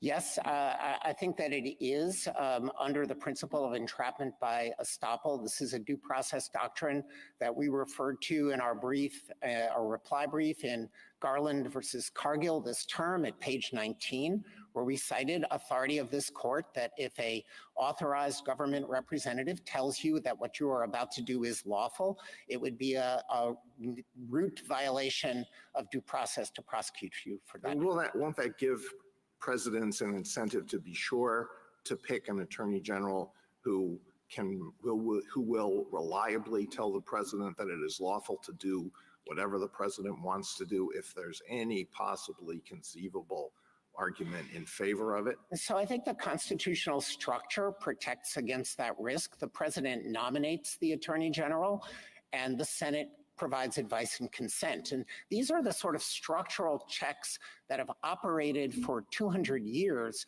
to prevent the kind of abuses that my friend fears going forward as a result of this once in history prosecution. On the question of whether a president has the authority to pardon himself, which came up earlier in the argument, what's the answer to that question? I don't believe the Department of Justice has taken a position. The only authority that I'm aware of is a member of the Office of Legal Counsel wrote on a memorandum that there is no self-pardon authority. As far as I know, the department has not addressed it further. And of course, this court had not addressed it either. Well, when you addressed that question before us, are you speaking in your capacity solely as a member of the special counsel's team, or are you speaking on behalf of the Justice Department, which has special institutional responsibilities? I am speaking on behalf of the Justice Department, representing the United States. Now, don't you think we need to know the answer to at least to the Justice Department's position on that issue in order to decide this case? Because if a president has the authority to pardon himself before leaving office, and the DC Circuit is right that there is no immunity from prosecution, won't the predictable result be that presidents on the last couple of days of office are going to pardon themselves from anything that they might have been conceivably charged with committing? I really doubt that, Justice Alito. I mean, it sort of presupposes a regime that we have never had except for President Nixon and, as alleged in the indictment here, presidents who are conscious of having engaged in wrongdoing and seeking to shield themselves. I think the political consequences of a president who asserted a right of self-pardon that has never been recognized, that seems to contradict a bedrock principle of our law that no person shall be the judge in their own case. Those are adequate deterrents, I think, so that this kind of dystopian regime is not going to evolve. All right, let me end with just a question about what is required for the functioning of a stable democratic society, which is something that we all want. I'm sure you would agree with me that a stable democratic society requires that a candidate who loses an election, even a close one, even a hotly contested one, leave office peacefully if that candidate is the incumbent. Of course. All right. Now, if an incumbent who loses a very close, hotly contested election knows that a real possibility after leaving office is not that the president is going to be able to go off into a peaceful retirement, but that the president may be criminally prosecuted by a bitter political opponent, will that not lead us into a cycle that destabilizes the functioning of our country as a democracy? And we can look around the world and find countries where we have seen this process, where the loser gets thrown in jail. So I think it's exactly the opposite, Justice Alito. There are lawful mechanisms to contest the results in an election. And outside the record, but I think of public knowledge, petitioner and his allies filed dozens of electoral challenges, and my understanding is lost all but one that was not outcome determinative in any respect.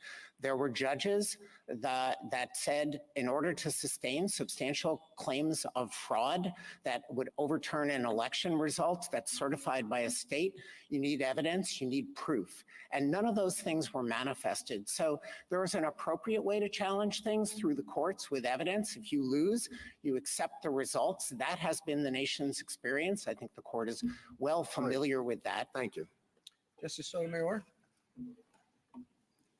A stable democratic society needs the good faith of its public officials, correct? Absolutely. And that good faith assumes that they will follow the law. Correct.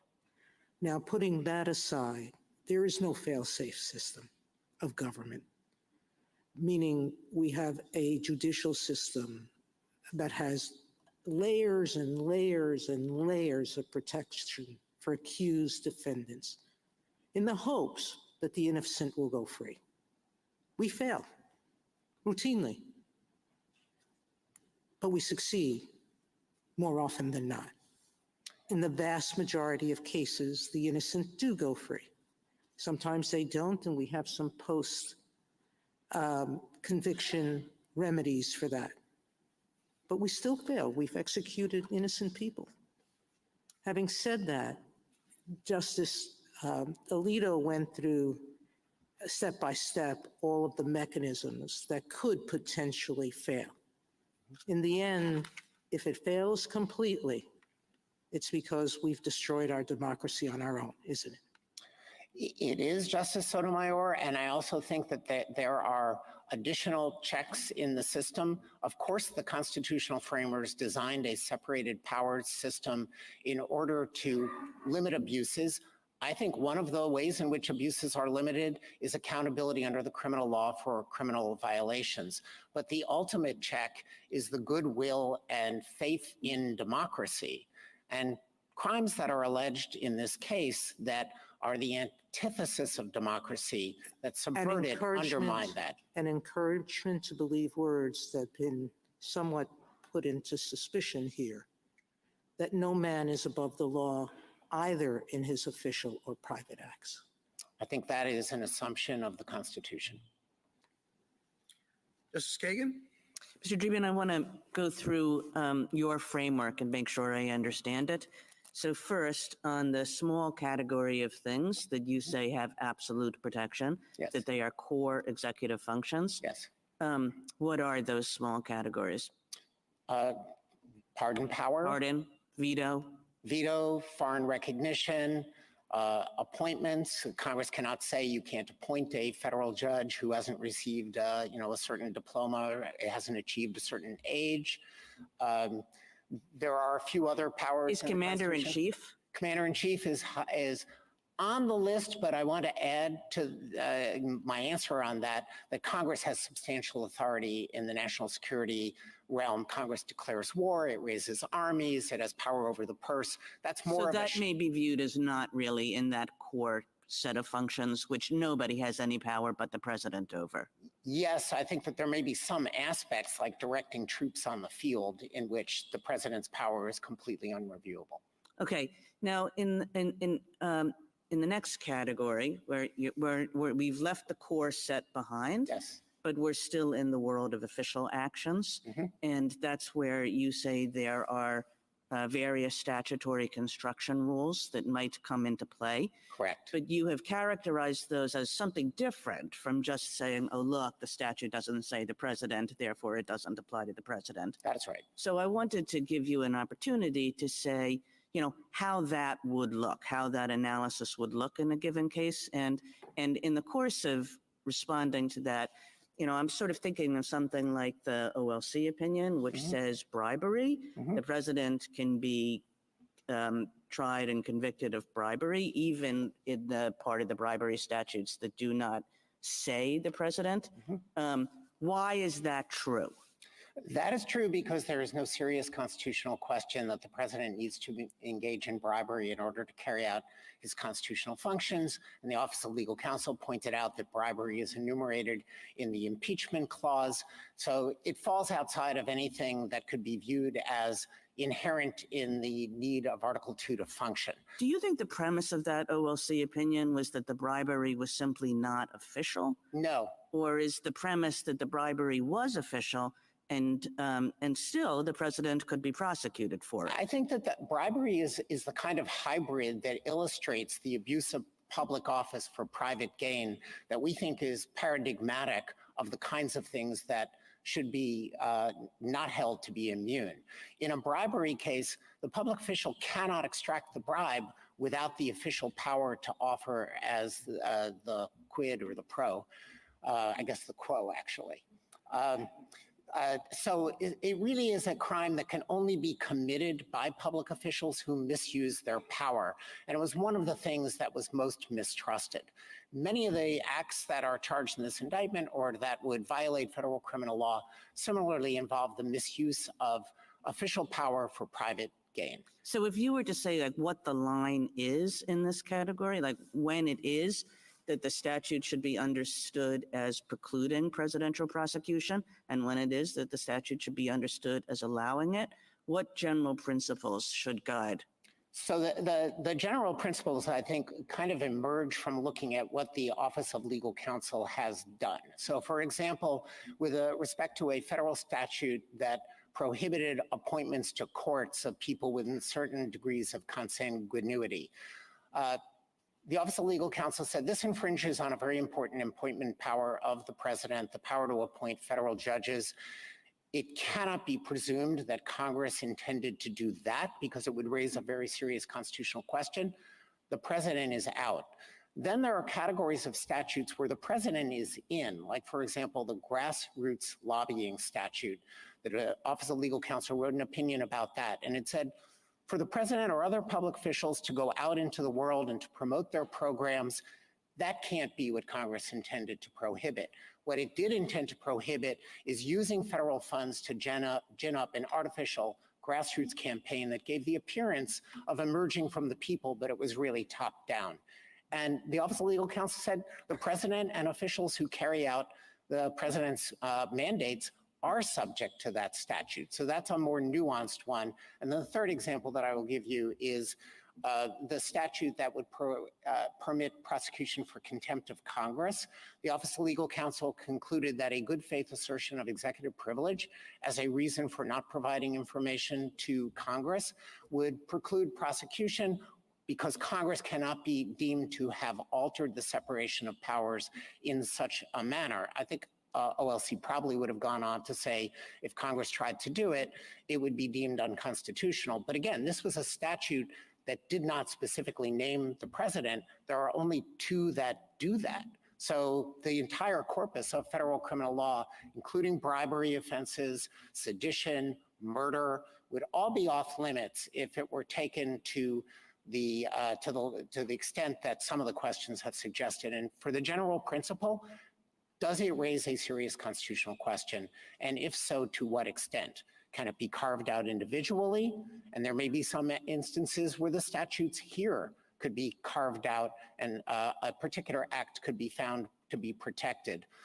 Or does the statute across the board in such a wide range of applications, somewhat analogous to overbreadth analysis, infringe on the president's power so that we're going to say that the president is just out? Now, that set of issues, they seem important and may occasionally be difficult. They also seem not really before us in the way Justice Jackson suggested earlier.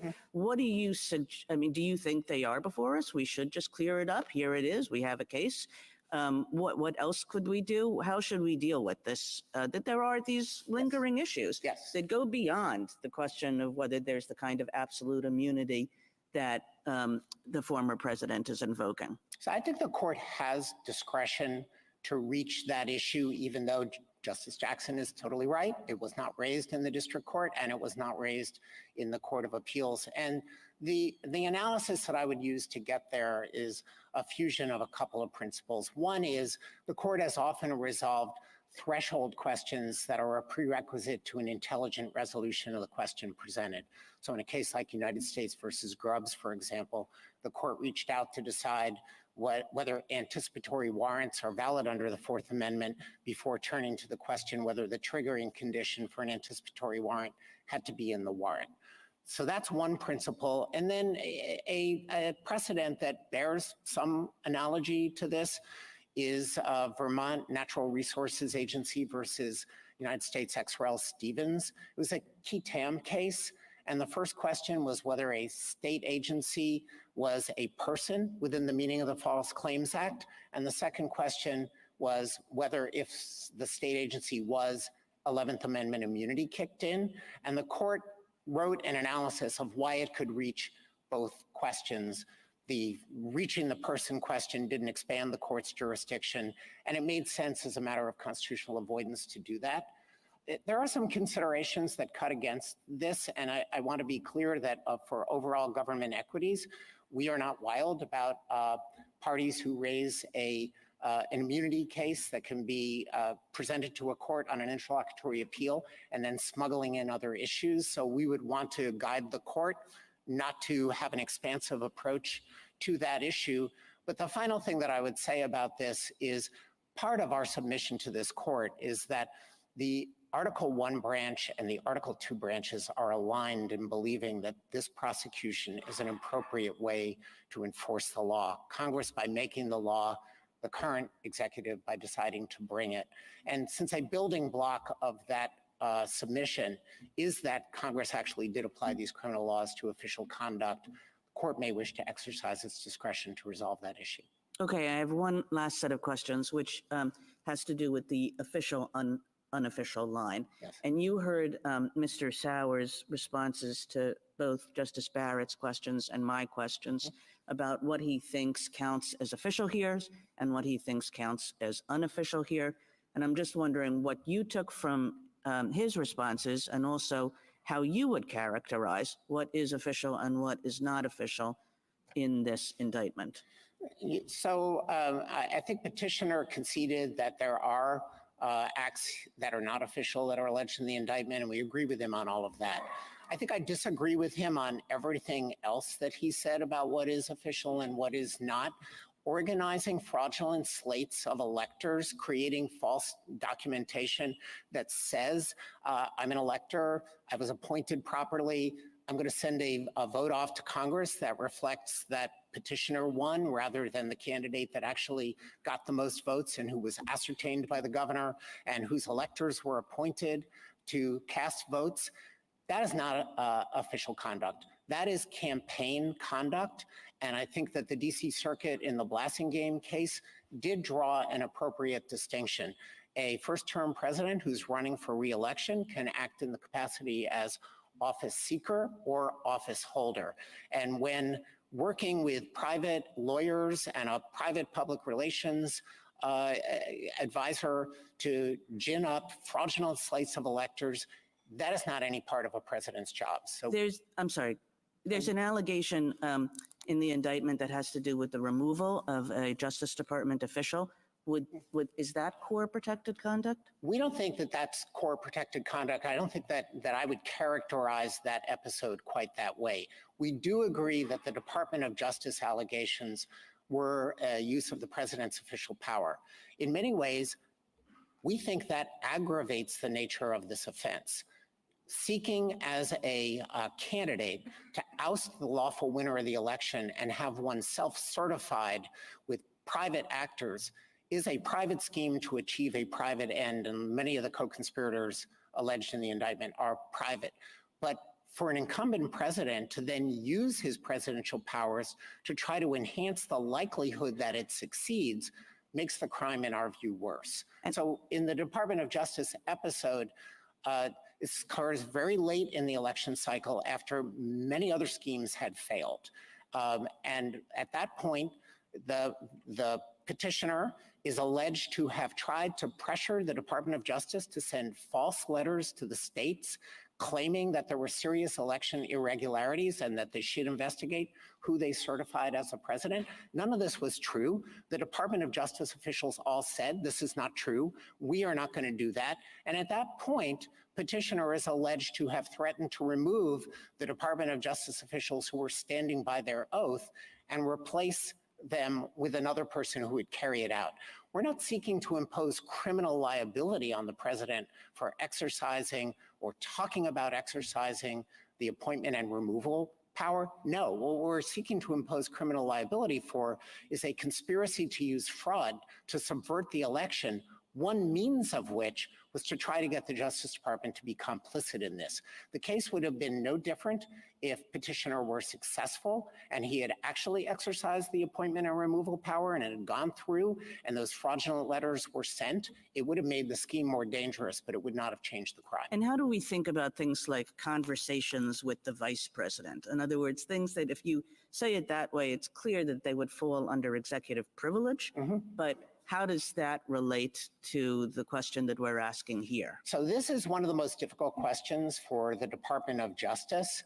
And I want to explain why that is. If we are operating under a Fitzgerald versus Nixon lens and looking at this the way that we look at things when there is a private lawsuit filed against the president, we take a very broad view of what the outer perimeter of official presidential action is in order to be as protective of the president against private lawsuits that, as this court explained in Nixon versus Fitzgerald, can be very deleterious to the president's conduct of business. So if we were putting this under a Fitzgerald lens, we would then have to answer to the question, was he acting in the capacity as office seeker, or was he acting in the capacity as office holder? And if you run through the indictment, you can find support for those two characterizations. And the Department of Justice has not yet had to come to grips with how we would analyze that set of interactions. Thank you. Justice Gorsuch? If you did, though, I just wanted to confirm, I thought I heard you thought that the Blazingame framework was the appropriate one. Is that right? Largely, yes, Justice Gorsuch. We agree with the idea of the distinction between office holder and office seeker. We also agree that if it's objectively reasonable to view the activities as those of office holder, then the Fitzgerald immunity kicks in.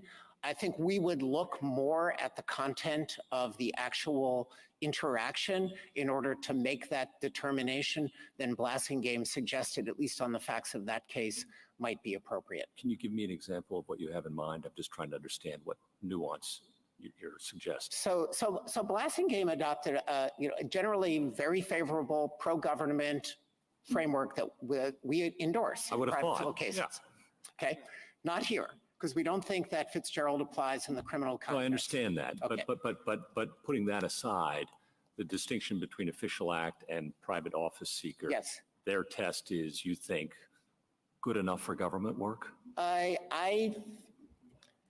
On this one, the department hasn't taken a next step since the Blasingame decision, but let me offer a few thoughts that Justice Gorsuch I think might clarify it. The Blasingame decision focused on objective contextual indications to try to see whether the president was acting as a campaigner as opposed to an office holder. Yeah. I think that decision can also be made by looking at what the president actually said. And let me illustrate that with an allegation that I think my friend talked briefly. In one of the interactions between petitioner and a state official, petitioner is alleged to have said, all I needed you to do is to find me 11,000 votes and change. I think if you look at that content, it's pretty clear that petitioner is acting in the capacity as office seeker, not as president. And we would look at that content. Okay. But the test, I'm just focused on the legal test. Correct. I'm not hearing any objections to it. Other than I think that the DC Circuit placed more content consideration off limits than I would. Okay. All right. And then I wanted to understand on the core immunity, or whatever word we use, that it seems to me that we're narrowing the ground of dispute here considerably. Do we look at motives, the president's motives for his actions? I mean, for example, he has lots of war powers, as we've discussed, but he might use them in order to enhance his election, his personal interests. Is that a relevant consideration when we're looking at core powers? So I am thinking of this more as looking at the objective of the activity as opposed to the kind of subjective motive in the sense that Your Honor is talking about. I think that there is a lot of concern about saying an electoral motive to be reelected as such. Every first-term president, everything he does can be seen through the prism, by critics at least, of his personal interest in reelection. Yes. And so you wouldn't want that. I think you would say personal motivations off limits with respect to the core powers. Probably, well, with respect to the core powers, we think those are just things that can't be regulated at all, like the pardon power and veto. Right, regardless of motive. Correct. Regardless of motive. That's right. Okay. That is right. All right, so then we're in the non-core powers, right, where we're fighting over. What role do motives play there? I mean,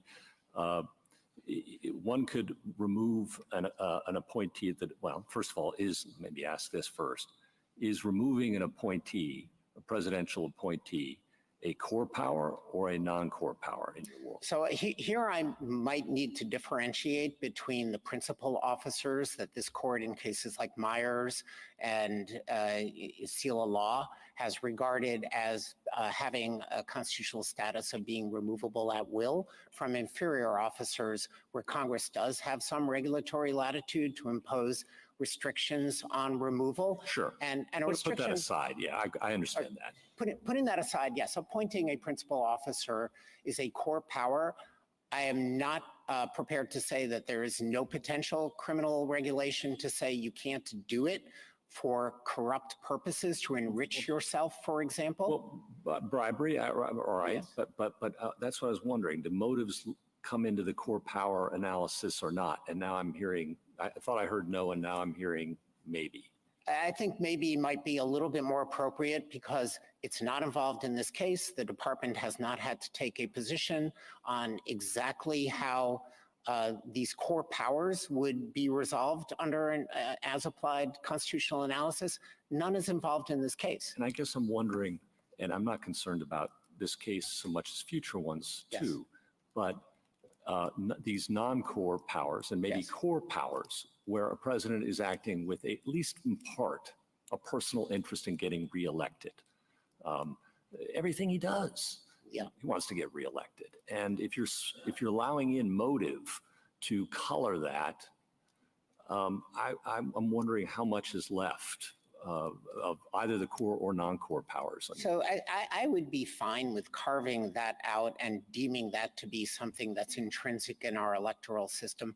We're not talking about applying criminal law to somebody who makes an announcement that this program will be good for the United States, and somebody could come along and say, well, you really did it to get reelected. leaving aside whether any of that violates a criminal law, I know that the next question is assume that it does. I'm doubtful that it in fact does, because I don't think criminal laws generally operate on motives as opposed to objectives and purposes.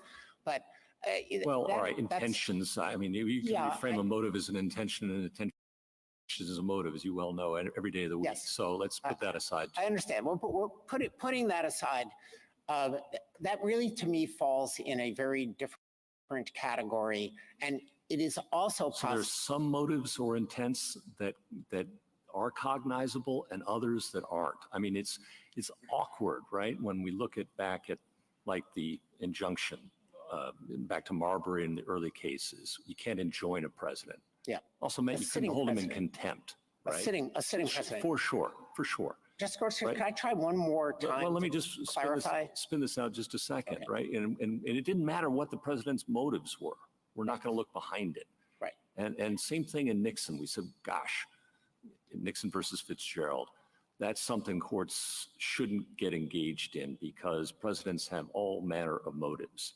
And again, I'm not concerned about this case, but I am concerned about future uses of the criminal law to target political opponents based on accusations about their motives, whether it's reelection or who knows what corrupt means in 1512, right? We don't know what that means. Maybe we'll find out sometime soon. But the dangerousness of accusing your political opponent of having bad motives, and if that's enough to overcome your core powers or any other limits, reactions, thoughts. Yeah, so I think that you're raising a very difficult question. That's the idea, right? I mean, That is the idea. testing the limits of both sides' arguments. And I'm going to say something that I don't normally say, which is that's really not involved in this case. We don't have bad political motive in that sense. I would understand that. I appreciate that, but you also appreciate that we're Yes. writing a rule for Yes. the ages. Yes, and I think I would start by looking at the statutes and then seeing what restrictions they do place on the president's conduct. And for example, the statute that prohibits fraud to defeat the lawful functions of the United States. The statute defines what the purpose is that the defendant has to have in mind. It has to be to defeat something that the United States is doing, and it has to be by deception. I don't think that that gets us into the realm of motive hunting in the area where we are as concerned, I think, as the court would be about doing something that would undermine the presidency and the executive branch. And 1512C2, we may have different views on the clarity and the scope of that statute. I think if the court does interpret corruptly as involving a consciousness of wrongdoing and elevates that to consciousness of illegality, then we're in a different realm. Wanting to get reelected is not an illegal motive, and you don't have to worry about prosecuting presidents for that. Yeah. Okay. Thank you, Mr. Creep. Justice Kavanaugh? As you've indicated, this case has huge implications for the presidency, for the future of the presidency, for the future of the country, in my view. You've referred to the department a few times as having supported the position. Who in the department? Is it the president, the attorney general? The Solicitor General of the United States. Part of the way in which the special counsel functions is as a component of the Department of Justice. The regulations envision that we reach out and consult, and on a question of this magnitude that involves equities that are far beyond this prosecution as the questions of the court. So it's the Solicitor General. Yes. Okay. Second, like Justice Gorsuch, I'm not focused on the here and now of this case. I'm very concerned about the future. And I think one of the court's biggest mistakes was Morrison versus Olson. I think that was a terrible decision for the presidency and for the country. And not because there were bad people who were independent counsels, but President Reagan's administration, President Bush's administration, President Clinton's administration were really hampered, Yes. in their view, all three, by the independent counsel structure. And what I'm worried about here is that was kind of, let's relax Article 2 a bit for the needs of the moment. And I'm worried about the similar kind of situation applying here. That was a prosecutor investigating a president in each of those circumstances, and someone picked from the opposite party, the current president, usually was how it worked. And Justice Scalia wrote that the fairness of a process must be judged on the basis of what it permits to happen, not what it produced in a particular case. You've emphasized many times regularity of the Department of Justice. And he said, and I think this applied to the independent counsel system, and it could apply if presidents are routinely subject to investigation going forward. One thing is certain, however, it involves investigating and perhaps prosecuting a particular individual. Can one imagine a less equitable manner of fulfilling the executive responsibility to investigate and prosecute? What would the reaction be if, in an area not covered by the statute, the Justice Department posted a public notice inviting applicants to assist in an investigation and possible prosecution of a certain prominent person? Does this not invite what Justice Jackson described as picking the man and then searching the law books or putting investigators to work to pin some offense on him?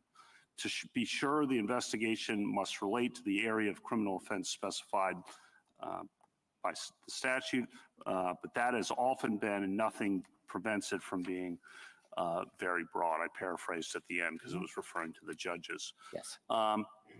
That's the concern going forward, is that the system will, when former presidents are subject to prosecution, and the history of Morrison versus Olson tells us it's not going to stop.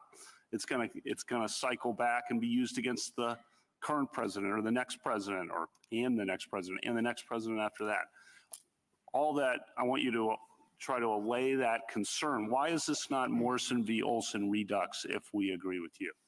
Well, first of all, the independent counsel regime did have many structural features that emphasized independence at the expense of accountability. We don't have that regime now, but even under that regime, Justice Kavanaugh, I think if you look at Lawrence Walsh's report on Iran-Contra, I think this goes to a very fundamental point for the court to consider. Judge Walsh said, I investigated these matters. The proof did not nearly come close to establishing criminal violations. So we've lived from Watergate through the present, through the independent counsel era with all of its flaws, without these prosecutions having gone off on a runaway train. Well, I think President Reagan, President Bush, and President Clinton, whether rightly or wrongly, thought contrary to what you just said. I think nobody likes being investigated for a crime, but it didn't result in the kind of vindictive prosecutions that I think Your Honor is raising as a possibility. Yeah. We have a different system now. I think there was a consensus throughout Washington that there were flaws in the independent counsel system. It lapsed. We now are inside the Justice Department with full accountability resting with the Attorney General. So the special counsel regulations now don't operate the way that the independent counsel regulations do.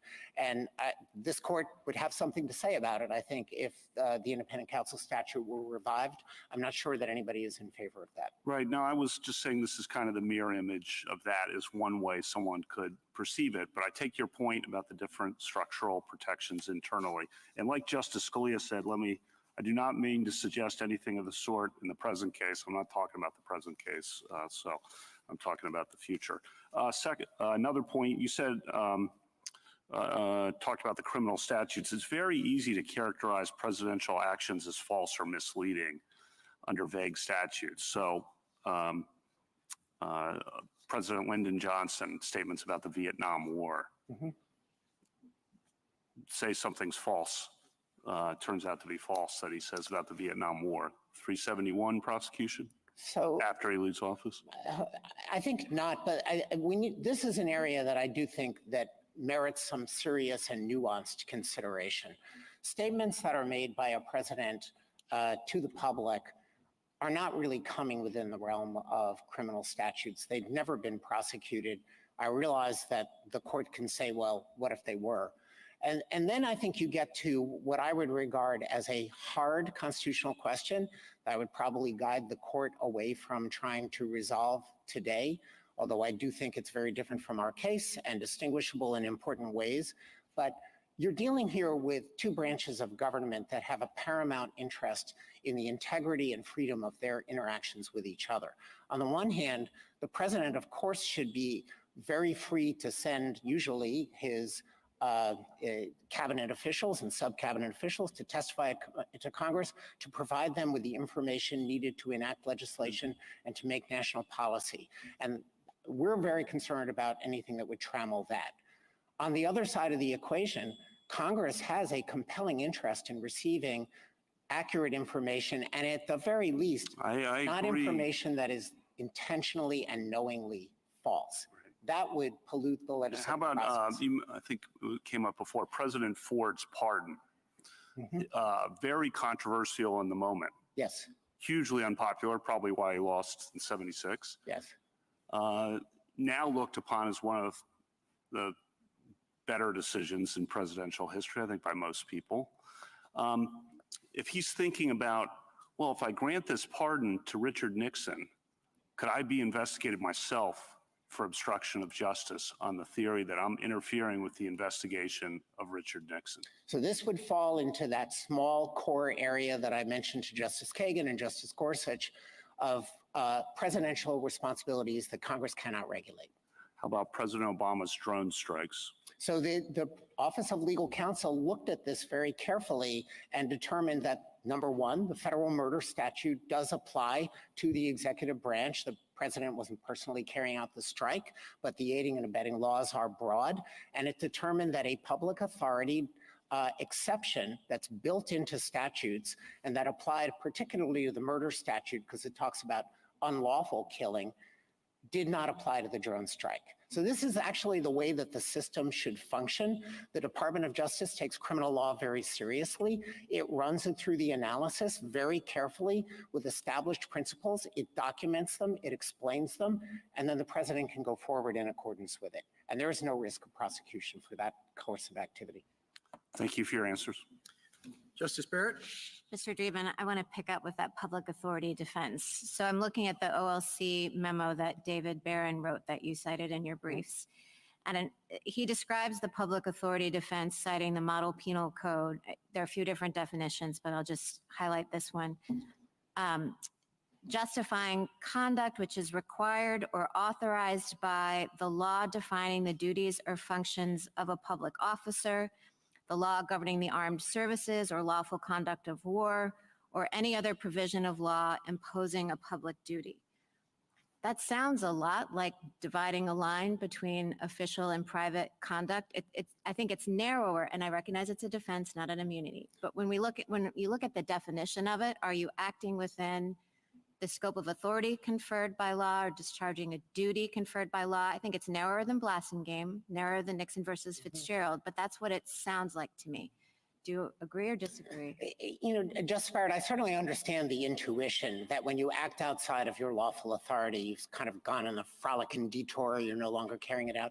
I don't really think that that quite works for presidential activity. The only way that he could have implemented the orders is by exercising his commander-in-chief authority over the armed forces or his authority to supervise the executive branch. Those seem like core executive acts to me. There is such a possibility as an unlawful executive act. I'm not sure that I understand your answer. I mean, I was thinking, it seemed to me that in your briefs and today, when you referred to the public authority defense, you Yes. said that's one of the built-in protections and why Yes. immunity is not necessary. Because in Yes. some of these instances, when the president takes such actions that, you know, the court's been asking you, might this result in criminal prosecution? You say, well, he could raise this public authority defense. And so I'm saying, isn't this public authority defense, if raised, doesn't it sound like a defense that says, well, I was authorized by law to discharge this function. And therefore, I acted lawfully. Therefore, I acted lawfully and Yes. I'm not criminally liable. Correct. Does that involve a look into motives? Kind of gets to what Justice Gorsuch was asking you. Could you say I was acting within the scope of my authority by granting a pardon, removing a cabinet officer, but then the public authority defense might not apply because you had a bad motive in doing so? No, I don't think so, Justice Barrett. I think that it operates based on objective facts disclosed to counsel. Counsel then provides the advice, in this case, the Department of Justice, And it's an objectively valid defense. It's a complete defense to prosecution. So what would be so bad? I mean, one thing that strikes me as different, well, one thing that's obviously different between the public authority defense and immunity is an interlocutory appeal and having it resolved at the outset. What would be so bad about having a question like that resolved at the threshold, having it be an immunity? The same kind of question that could be brought up as a defense later, but have it be brought up at the threshold as an immunity, and then an interlocutory appeal would be available, and it would be a freedom from standing trial, but not a get out of jail free card. Yes, I understand that. And I think that if the court believed that that was the appropriate way to craft presidential protections, it has the authority to craft procedural rules that implement its Article 2 concerns. That said, public authority we're calling it a defense, but under many statutes, it's actually an exception to liability itself. And what you're really talking about is trying the general issue. And generally in criminal cases, even cases that involve First Amendment issues like threat statutes, the jury is the determinant of the facts. And I have a little bit of difficulty with the idea of trying the whole public authority issue separately to the judge and having that go up on interlocutory appeal with review of facts before you could ever get it forward into a criminal case. That said, if I would prefer a regime in which the court altered some of the procedural rules surrounding the president than a total absolute blanket immunity that takes away the possibility of criminal prosecution, even if it was a core violation of the statute in the teeth of Attorney General advice and has no overriding public purpose. You think it has to be a jury question? And let's see, I wasn't necessarily proposing actually treating it as a defense that was done at the outset and then subject to interlocutory appeal. I was proposing, what about an immunity doctrine that drew from the public authority defense that the Department of Justice thinks would otherwise apply? So just go with me on that for a minute. Why would it be so bad for it not to be a jury question? I mean, it seems to me that some of these Article 2 concerns would be exacerbated by having it go to a jury rather than a judge. So I think some of them are judge questions that could be resolved on the face of the indictment.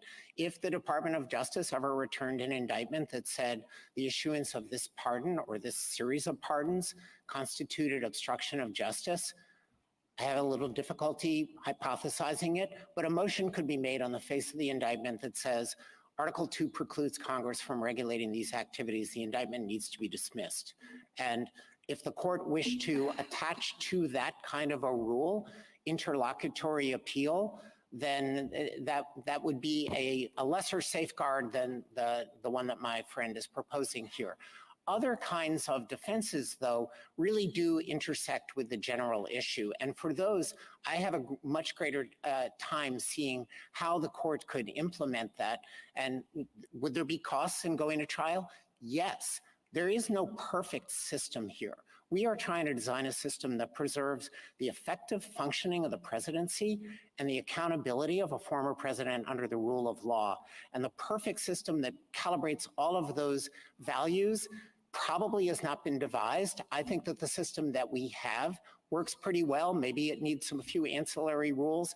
It is different from the radical proposal of my friend. I agree. Let me ask you about state prosecutions, because if the president has some kind of immunity that's implicit in Article 2, then that immunity would protect him from state prosecutions as well. A lot of the protections that you're talking about are internal protections that the federal government has, protections in the Department of Justice, which obviously are not applicable at the many state and local jurisdictions across the country. What do you have to say to that? So that raises a supremacy clause issue, and the court would run a supremacy clause analysis that would probably start with basic principles like McCulloch versus Maryland. The states do not have the authority to burden federal functions, and would then kind of move through in Nagel, where the court said that a state murder prosecution of a federal official guarding a Supreme Court justice and who fired a shot was not permissible If the court thought that you needed a more categorical rule for the states, I think the Supremacy Clause certainly leaves it within the court's prerogative to determine that the president, unlike all other officials, deserves more of a robust federal defense than what I have just described. But it would still be a defense in the states. It wouldn't be, I mean, Well, because that's my any- point. Like, it's one thing to say, well, the president, they're not going to be these prosecutions that are politically motivated, the things that Justice Kavanaugh was referring to that might be the danger of this system, one thing that we have to worry about. That might not carry the day, but, that's a concern. It's totally different when you take it outside of the Department of Justice and its structures, and then you throw it out elsewhere. The idea across the states, the idea of an immunity, I think, has a lot more purchase if you're talking about something that protects the former president from standing trial and the state and local level. So I don't know that you would have to design a system in which the president would have to stand trial at the state and local level. It's certainly within the court's authority as a matter of Supremacy Clause law to find an immunity. But we have been talking here about at some length on the distinction between official acts and private acts. Yeah. That will have to be determined by some sort of a process. Any immunity defense that the court announces can still be met by a state assertion that we're prosecuting private conduct. You're going to have some process.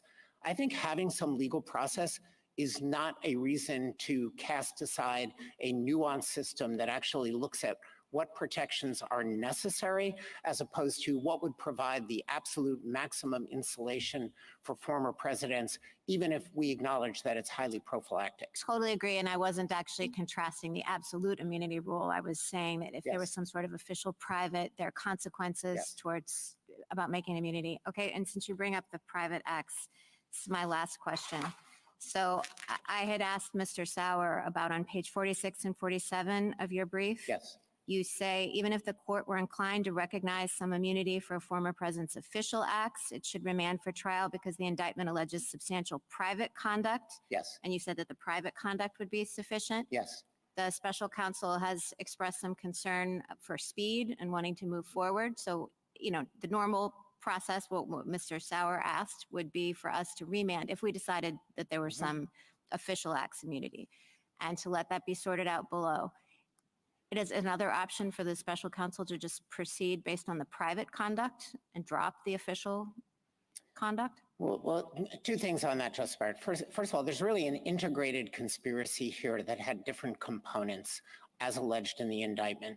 Working with private lawyers to achieve the goals of the fraud. And as I said before, the petitioner reaching for his official powers to try to make the conspiracies more likely to succeed. We would like to present that as an integrated picture to the jury so that it sees the sequence and the gravity of the conduct and why each step occurred. That said, if the court were to say that the fraudulent elector scheme is private, reaching out to state officials as a candidate is private, trying to exploit the violence after January 6th by calling senators and saying, please delay the certification proceeding is private campaign activity. We still think, contrary to what my friend said, that we could introduce the interactions with the Justice Department, the efforts to pressure the vice president for their evidentiary value as showing the defendant's knowledge and intent. And we would take a jury instruction that would say, you may not impose criminal culpability for the actions that he took. However, you may consider it insofar as it bears on knowledge and intent. That's the usual rule with protected speech, for example, under Wisconsin versus Mitchell. My friend analogizes this to the speech or debate clause, but we don't think the speech or debate clause has any applicability here. It's a very explicit constitutional protection that says senators and representatives shall not be questioned in any other place. So it carries an evidentiary component that's above and beyond whatever official act immunity he is seeking. And the last thing I would say on this is we think that the concerns about the use of evidence of presidential conduct that might otherwise be official and subject to executive privilege is already taken care of by United States versus Nixon. That balances the president's interest in confidentiality against the need of the judicial system for all available facts to get to the truth. And once that has been overcome, we submit that the evidence can be used even if culpability can't rest on it. Thank you. Justice Jackson? Just to pick up where Justice Barrett left off, I think I heard you say that even if we decide here something, a rule that's not the rule that you prefer, that is somehow separating out private from official acts and saying that that should apply here, there's sufficient allegations in the indictment, in the government's view, that fall into the private acts bucket that the case should be allowed to proceed. Correct. Because in an ordinary case, it wouldn't be stopped just because some of the acts are allegedly immunized, even if people agree that some are immunized. If there are other acts that aren't, the case would go forward. That is right. All right. Going back to the clear statement argument, I'm struggling with that argument because my understanding was that when a charged criminal statute is read narrowly in the presidential context to not apply to the president, a constitutional question is being avoided. So that you're doing that to avoid having to deal with the constitutional question. So what is the constitutional question that is being avoided in those kinds of situations? A serious one. This is just an application of this court's ordinary construction of criminal statutes, that if there is an available interpretation that would avoid a serious constitutional question, the court's preference is to. Right, and the nature, I guess I'm going at, my understanding is that what is being avoided in that situation is the question of whether a former president or can be held criminally liable for doing the alleged act that is being asserted in that statute consistent with the Constitution. So we look at the statute, it's got some elements in it, and we are saying, well, geez, if this statute and those elements apply to the president's conduct in this situation, we'd have to answer the question, can the president be held liable consistent with the Constitution for that behavior? Is that right? So the first step in that analysis, I just want to. Yes, Yes, please. but the first step is there ambiguity? And Right. these statutes apply to any person, they apply to whoever. There's no ambiguity in those phrases. This court in Nardone versus United States concluded that similar words, any person, Yes. apply to government officials. All right, well, let's just assume that I guess I'm just trying to get at, we're avoiding a constitutional question if we do that in the ordinary case. And what's confusing to me about this case is that we're not being asked to avoid the constitutional question. In fact, the question of whether or not the president can be held liable consistent with the Constitution or does he have immunity is the question that's being presented to us. So I don't understand how the clear statement kind of analysis even works. It seems completely tautological to me for us to hold that presidents cannot be prosecuted under any criminal statute without a clear statement from Congress to avoid the question of whether or not the Constitution allows them to be prosecuted. We'd have to have a reason, right? I mean, we'd have to have a rationale for applying the clear statement rule. I think the court would have to have some rationale that's not evident in either the existing doctrine or the text. And just one data point for the court in thinking about how the clear statement rule works. In United States versus Sun Diamond, a case about gratuities that the court is probably familiar with, Justice Scalia wrote an opinion for a unanimous court in which he used a hypothetical about what would happen if the president received a sports replica jersey at a typical White House event. Would that violate Section 201C? And the court offered a construction that it had to be for or because an official act to avoid that problem. I think if there was such a well-received understanding that presidents are not included in general federal criminal law, unless the president is specifically named, which he is not in Section 201, Justice Scalia would have thought of that and some member of the court would have reacted, and none did. All right, let me go on to ask about what you take the petitioner's position to be in this case, because we've had a lot of talk about drawing the lines. Justice Kavanaugh, Justice Gorsuch suggested that we should be thinking about Blasingame and that first we have private versus official, and then within official now we have something about core acts versus other acts as we try to figure out, at what level the president is going to have immunity. But I took the petitioner's argument in this case not to be inviting us to engage in that kind of analysis. I thought he was arguing that all official acts get immunity. And so I didn't understand us to be having to drill down on which official acts do. And so my question is, why isn't it enough for the purposes of this case, given what the petitioner has argued, to just answer the question of whether all official acts get immunity? That is enough. And if the court answers that question the way that the government has submitted, that resolves the case. I want to make a clarification that I may have left the court with some uncertainty about.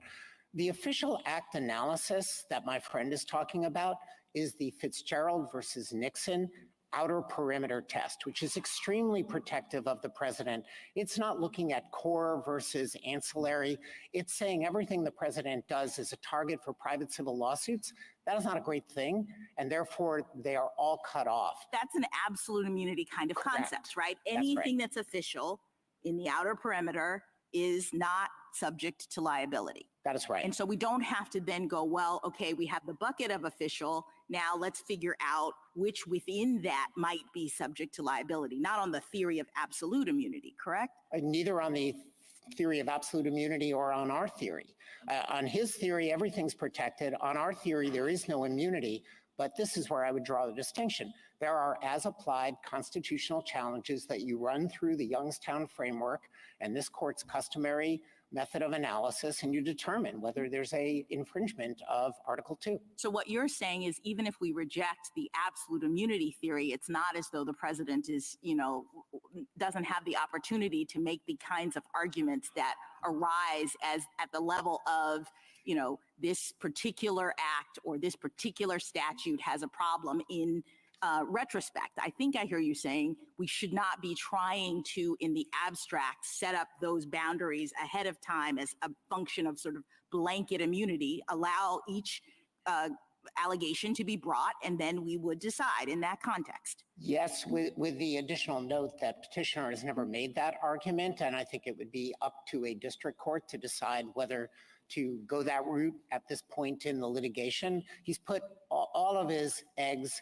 in the absolute immunity basket. All right, and if we invite, if we see the question presented as broader than that, and we do say, let's engage in the core official versus not core and try to figure out the line, is this the right vehicle to hammer out that test? I mean, I'd understood that the most, if not all, but most of the allegations here, there's really no plausible argument that they would fall into core versus not, such that they are immune. We don't think there are any core acts that have been alleged in the indictments that would be off limits as a matter of Article 2. So if we were going to do this kind of analysis, try to figure out what the line is, we should probably wait for a vehicle that actually presents it in a way that allows us to test the different sides of the standard that we'd be creating, right?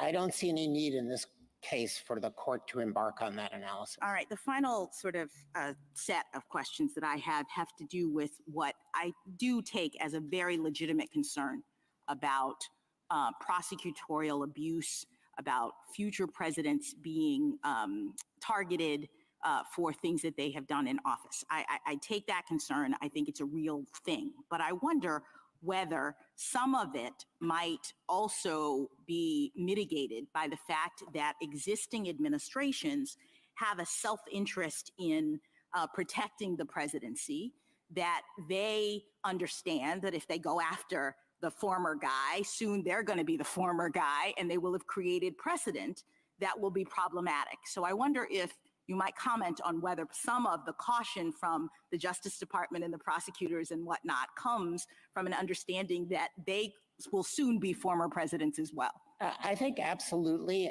and I would locate this as a structural argument that's built into the Constitution itself. The executive branch, I think as this court knows, has executive branch interests that it at times asserts in opposition to Congress so that the proper functioning of the president is protected.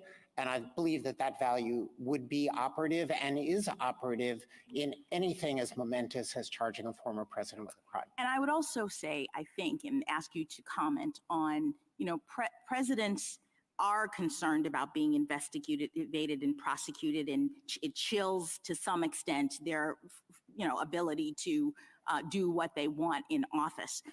And that's a concern on one side, but can you comment on the concern about having a president unbounded while in office, a president who knows that he does not have to ultimately follow the law because there is really nothing more than, say, political accountability in terms of impeachment? I mean, we have amicus briefs here from Professor Lederman, for example, who says, a president would not be prohibited by statute from perjuring himself under oath about official matters, from corruptly altering, destroying, or concealing documents to prevent them from being used in an official proceeding, from suborning others to commit perjury, from bribing witnesses or public officials. And he goes on and on and on about the things that a president in office with the knowledge that they have no criminal accountability would do.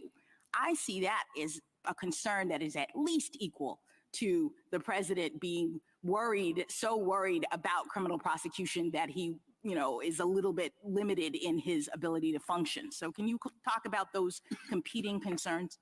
So, Justice Jackson, I think it would be a sea change to announce a sweeping rule of immunity that no president has had or has needed. I think we have also had a perfectly functioning system that has seen occasional episodes of presidential misconduct. The Nixon era is the paradigmatic one. The indictment in this case alleges another. For the most part, I believe that the legal regime and the constitutional regime that we have works, and to alter it poses more risks. Thank you. Thank you. Thank you, counsel. Rebuttal, Mr. Sauer? I have nothing further, Your Honor. Thank you, counsel. Counsel, the case is submitted. The Honorable Court is now adjourned until Thursday, the 9th of May at 10 o'clock.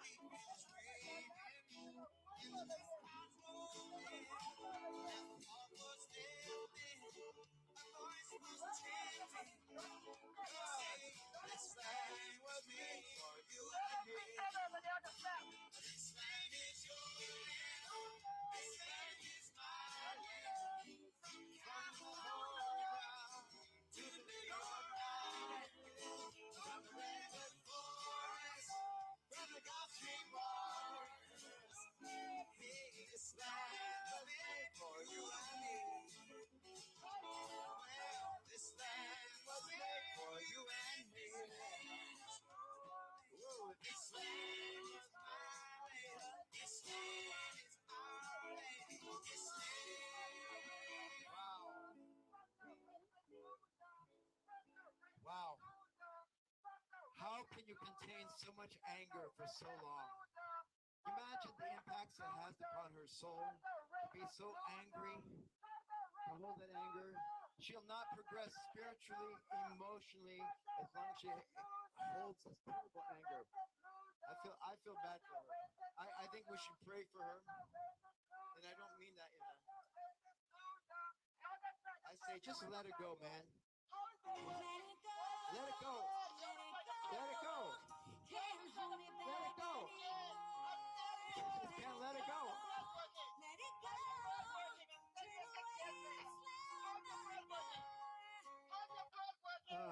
All right. How many people been in New Orleans? We're all gonna get to sing songs they sing in New Orleans. Why not?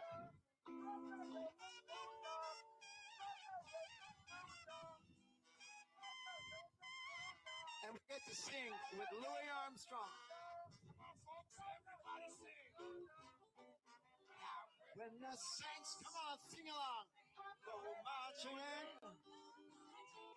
Oh, when the saints go marching in, I wanna be there for that number. Sing it. When the saints go marching in. Sing it again. Oh, when the saints, come on, sing. Go marching in.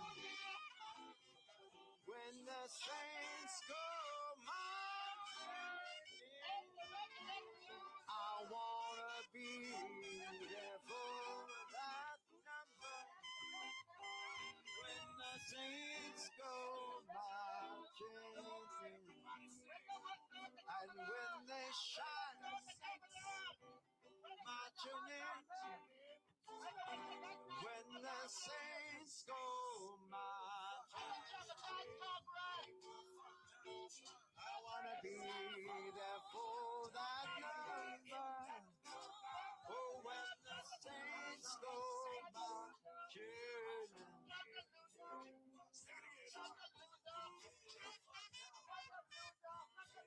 Vote Donald Trump. Vote Donald Trump. Vote Donald Trump. Vote Donald Trump. Vote Donald Trump. Vote Donald Trump. I invite y'all to sing along.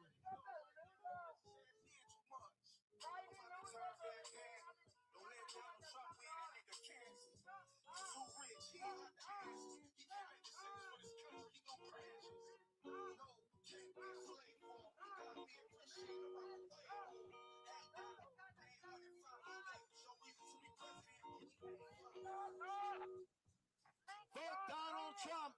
Sing it. Vote Donald Trump. No, vote Donald Trump. Don't you love it? Vote Donald Trump. No, Donald Trump.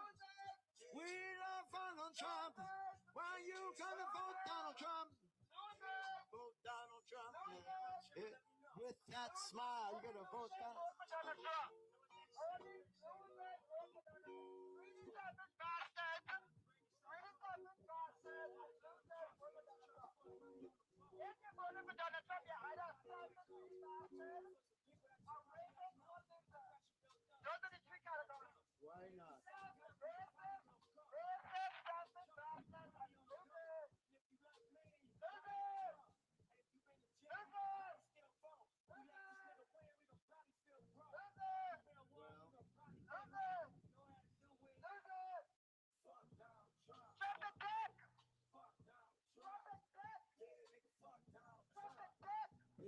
Vote Donald Trump. See it. Vote Donald Trump. Vote Donald Trump. Vote Donald Trump. Vote Donald Trump. Did you hear the song?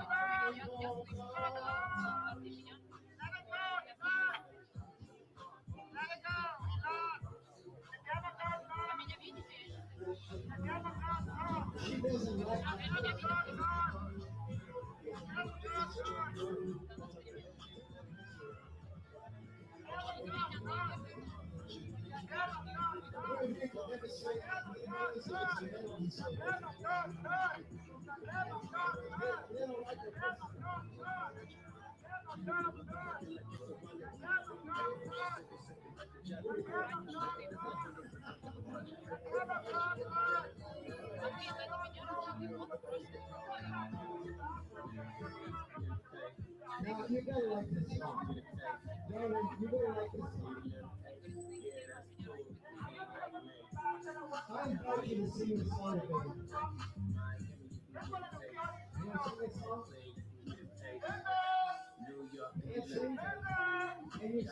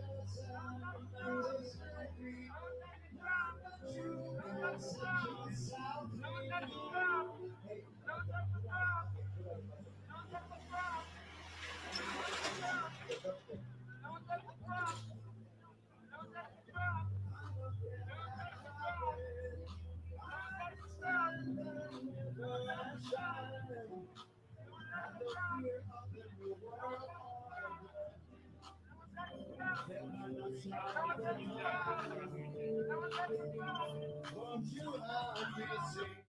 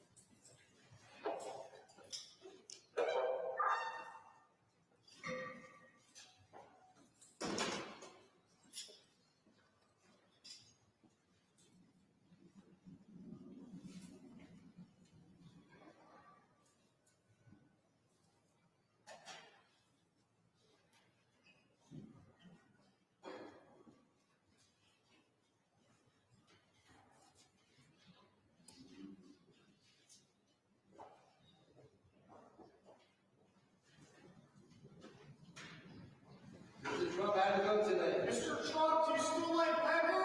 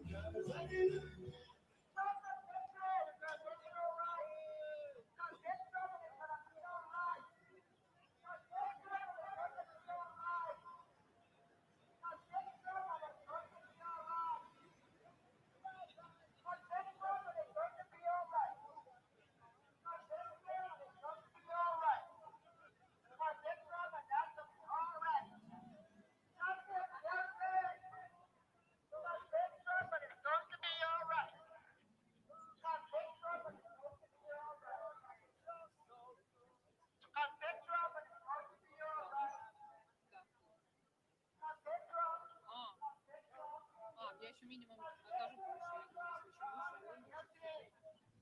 Это мы теперь в середине. Да, да, возьмем.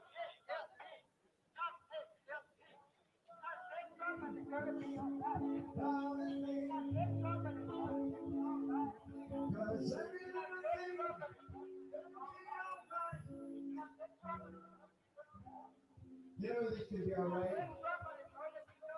Jack Smith had to release some of his emails yesterday by court order in Florida. And they found out that he, the Biden administration, the National Archives, have been working together for over a year to set up a case against Trump. And that all Fannie, Big Fannie, and Little Bride have been coming to the White House to use the power of the government to oppress political opposition. Now, if Trump did that, how do y'all feel? Why is it the Biden administration can weaponize the justice system, the military, against its political opponents in conjunction with the CIA? And there's more. Biden had the censorship, the Office of Truth inside the White House, working with 17 government agencies to censor millions and millions of Americans. That's a fact. In fact, it is up here at the Supreme Court being ruled on right now. State of Florida and Missouri proved tens of millions of people were censored by the Biden administration. Where's the outrage? Where's the outrage? It's pretty incredible. You're all worried about tyranny. Trump's going to bring something happen to tyranny. You know, we have a track record. He was here and he left on a January 20th. Peacefully left. So that's not something pirates or dictators do. Trump never censored anyone. He didn't weaponize the justice system against his political opponents. This is third world country. We're here because we're devolving into a third world country. You think about that. You think about that in November. You put Biden back, they will be unleashed. They are just getting started. So you want that? I don't. Trump brought prosperity to America. Now I know the people living in D.C. live under a big dome. The dome of truth. There's no truth here. You have a limited media getting limited facts. You have no connection to what's happening in the rest of America. The damage of inflation, 17% overall. He cuts off all the fuel. Dictators determine what type of cars you wear and what you eat. And here you have a dictator telling you must end your gasoline motors. You must eat bugs now. They're stopping all beef. Who does that? I personally got to witness the fall of the Berlin Wall, and I got to go in East Germany. I got to go in Poland and Czechoslovakia, and I saw what the communists did to the people. They did horrible things to the people. And ladies and gentlemen, we're this close to communism. This close to communism. This close. We're this close. The censorship being advocated by the government, oppressing political opposition through the courts. We're this close to communism right now. You have no idea. Communism and democide killed, and this is a fact, over 200 million people last century. 200 innocent men, women, and children last century. Has been imprisoned and killed millions of people. Charles Schwab wants depopulation, killing of billions of people. The Shah has condemned the Palestinians. They pay them, the mothers, to give up their children, the sacrifices, kamikazes. He's genociding. The Shah is just, not the Shah, the Ayatollah is genociding the Palestinians. It's unfortunate. Chavez, this little piece of crap right here. Oh, Rocket Boy, yes, Rocket Boy. And George Soros, he's funding much of the agitation. The New World Order, ladies and gentlemen, is alive and well. They made fun of people who questioned it 50 years ago. The last president who questioned it, President Kennedy was the last president to question it, and he got assassinated a couple weeks later. Isn't it funny? The CIA has never released all their documents for the assassination of JFK. Did you know that? The CIA refuses to release its documentation on the assassination of JFK. Why is that? Right here in this country, right here in this district, you have the endless war machine going in full force. You know, when Trump was here, all these guys didn't like him. The Pentagon didn't like Trump. The CIA didn't like Trump. Why? No wars. No wars during time of Trump. That's the truth. But that truth seems not to get over this anti-truth publicity. But now that the deep state, I've been in politics for 50 years, all the wars came back. How is that possible? $1 trillion wars have come back in 40 times. We're slow marching into World War III. But all of these crazy-ass people here overlook all that. They overlook that. That's okay. Because he wants to let them spread their legs and do whatever they want without repercussions. Sorry. The creation of life is not 4 billion years ago. It was not 16 billion years ago. It was in your mother's womb. That's the creation of life. That's the miracle. You are miracles here. You're beautiful miracles. Your children are miracles. Why? You would not realize the power you have for life, love, liberty, to pursue your dreams, and to leave a beautiful legacy on this earth. But instead, we have people full of hate and anger, unable to see the facts or the truth. They have their own agendas, their own traumas. They misidentify predators.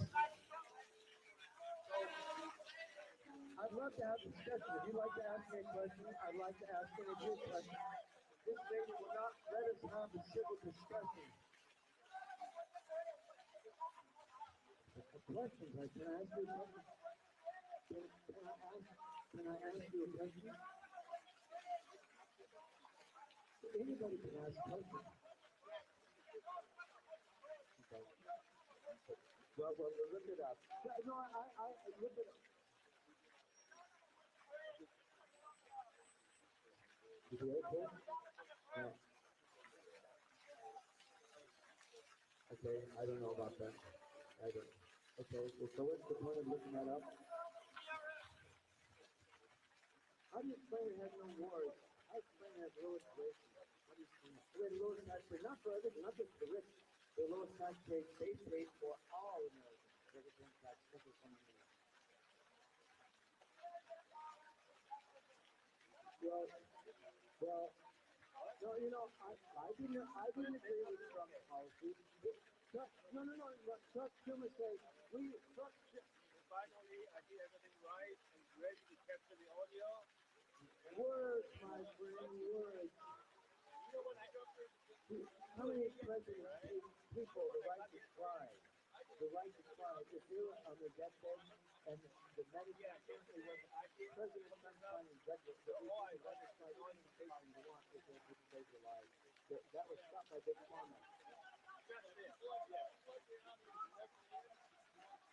I know. Now I know. How many people did Bill Gates kill? In America, 26,000 Americans have been killed by the vaccine. 18 million people worldwide by the vaccine. But I have a little problem with this thing. For some reason, some of the Christians get audio and all. I don't know why. It's true that America has 40%. No, 60% of COVID deaths are in America. That's true. And we only have 4% of the population. Yeah, I think you gotta have COVID. It's funny you mention that. I can mention there was one country in Africa that had 0 COVID deaths and 0 vaccine. They used ivermectin and they completely stopped the plague. But if I put that on the internet, I will be banned. No, look it up. It's an anti-parasitic drug that humans can use too, and it happens. The FDA took it off their website. The FDA took it off their website. So let me see what else. I'm not well versed, but you've all had a chance to compare Biden to Trump. You've had a chance. What was the censorship? Do you have an issue? With censorship? Okay, all right. So he is informed of some form of censorship, and who's going to decide what it is? Okay. Does that happen on Facebook? If anybody on Facebook says fire?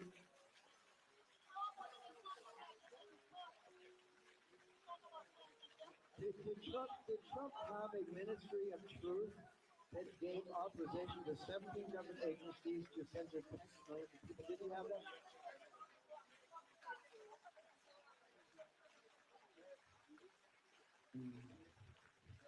So he silenced the one government agency. Biden silenced tens of millions of Americans. No, they had. Let me answer. They had an office in the White House called the Ministry of Truth. They got together. I know it sounds crazy. Yeah. It's before the Supreme Court.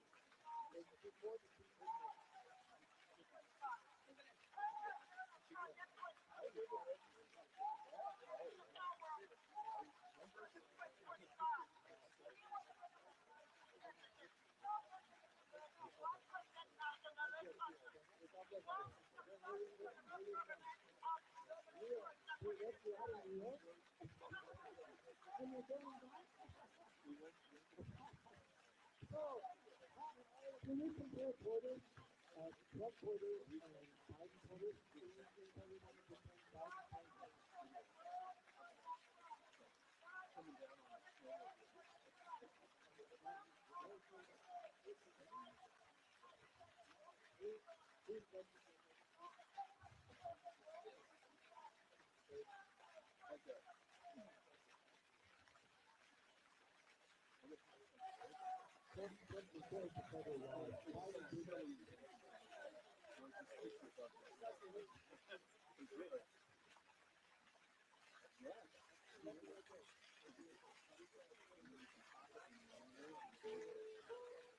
So, has Biden deported more people than Trump? Yes or no?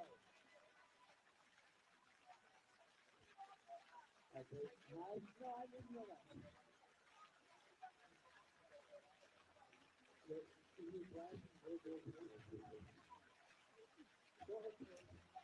What are the politics?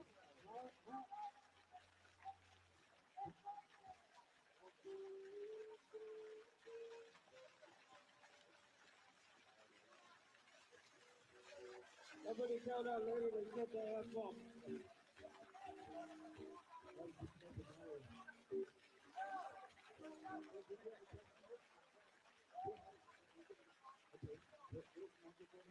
you have a question or a comment, please pick up.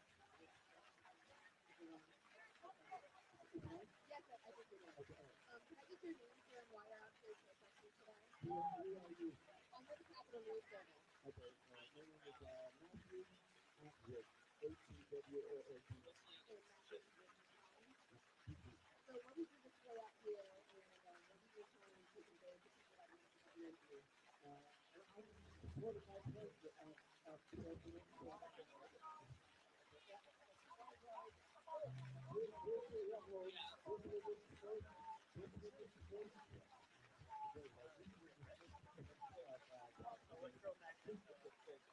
This will probably dismiss the case of Jackson as another case because there is a lot of immunity allowed. I don't know what to say. Now Jack Smith, this guy, 10 guys, was supposed to release emails yesterday showing total coordination between the prosecution, National Archives, and the CIA and the White House over 1 year before the case was filed. So Biden has coordinated all 4 cases. We have the representation of the justice system against a political opposition.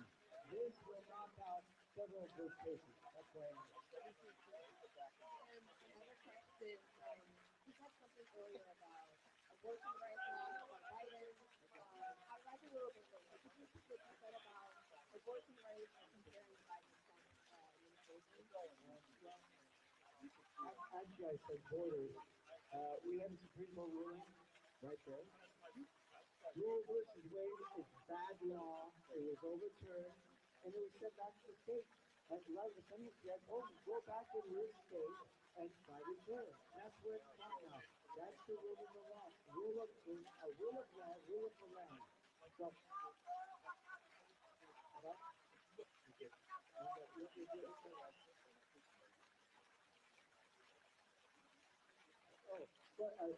Trump says there will be no national ban of abortion.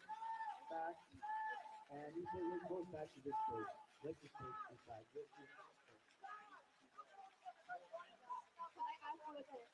ask you what did you say about democracy earlier? If you look at the budget,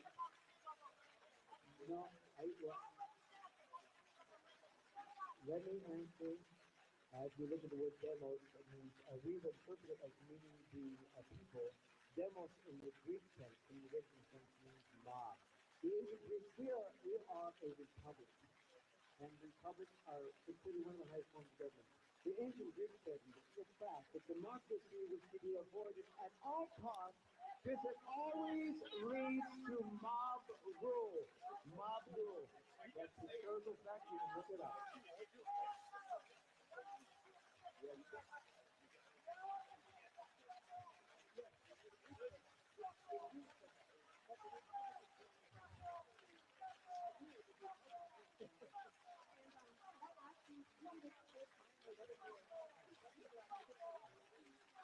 I'm a class attendant. I play music all over the country. New Orleans, here I play at the White House.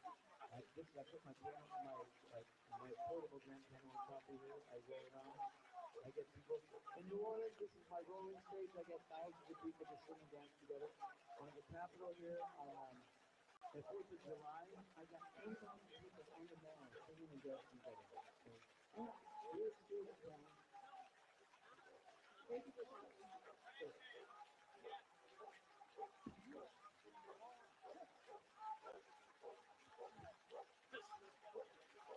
You're scaring the dog. You're scaring the dog. You're scaring the dog. So, is anybody else like to talk about the Supreme Court right now? Yes.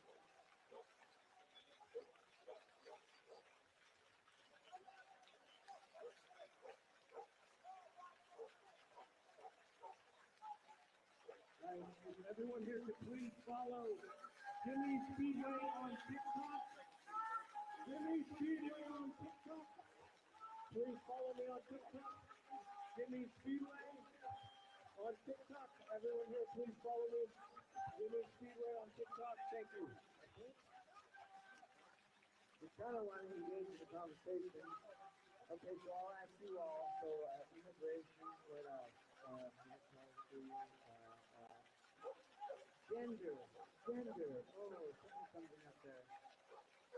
I don't know. We used to talk about clitorectomies when Muslims used to do clitorectomies against teenage girls, young girls, and we were appalled by it. Have you all heard what's going on now? Our minor children many times without informed consent of their parents. Is this not genital mutilation that the Arabs were doing to their people we complain about? Any comments on that?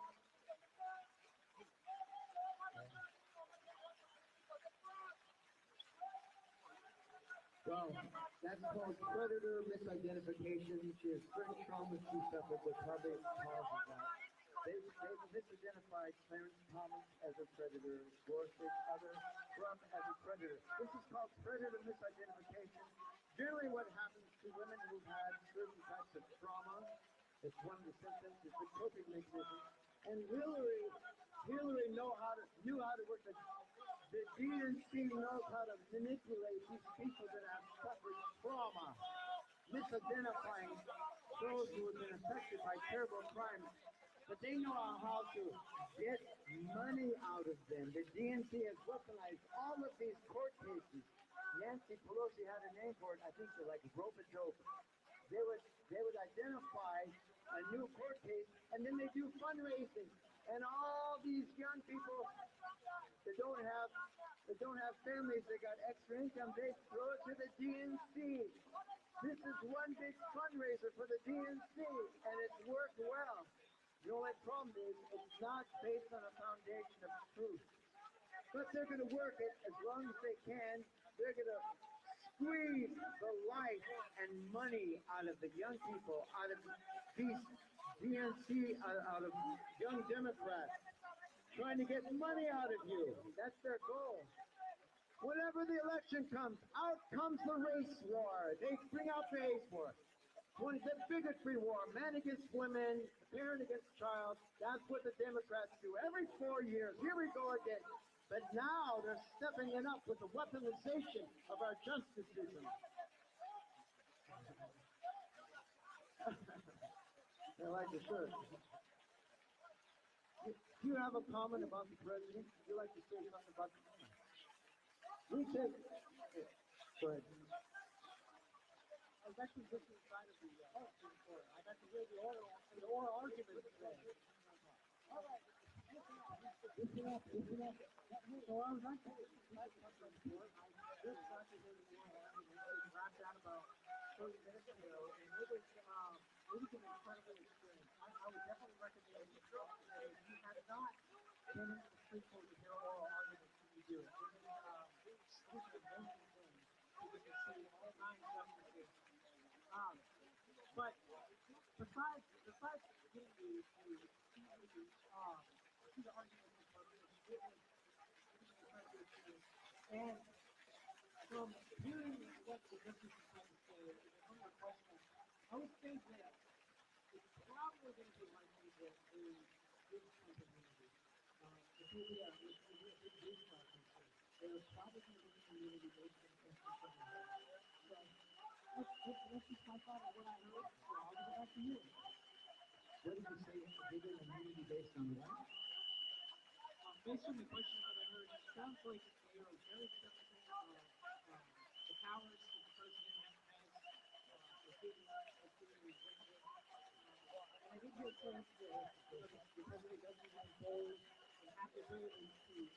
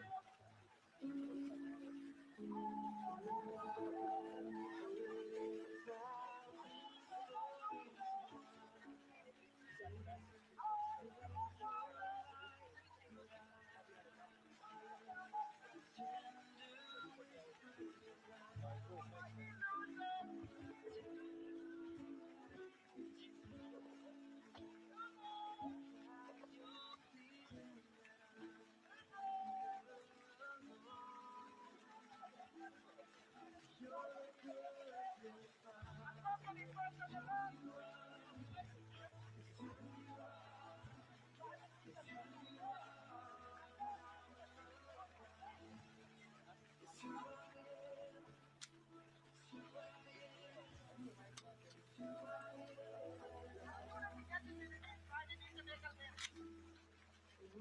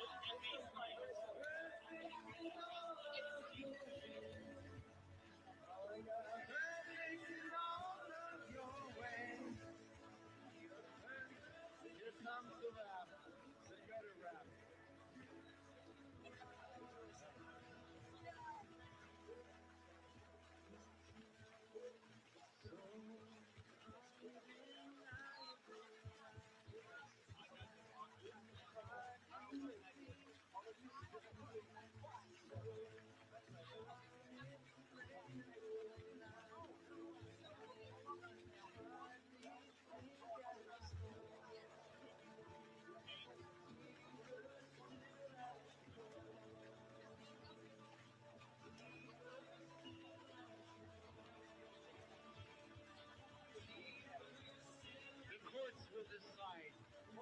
Let the courts decide. We have checks and balances in the system. This is part of it right here. We have a beautiful system. Right, Brad? It ain't perfect, but oh my God, consider the alternative.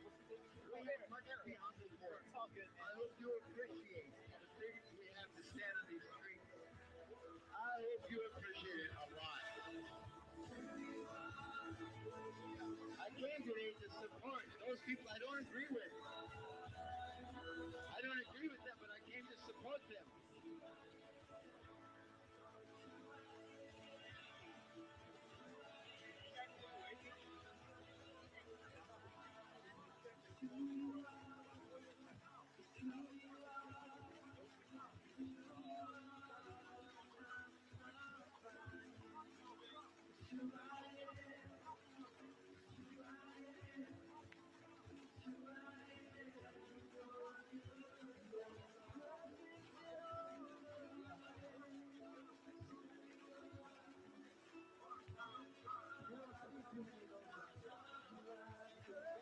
You don't see too many of those around here.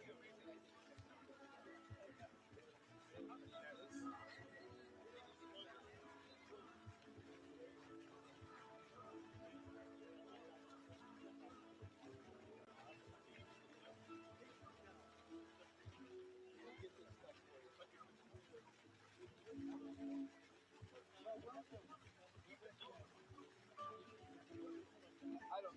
Are you sure? Cool. Thanks. We still know that one works. Oh,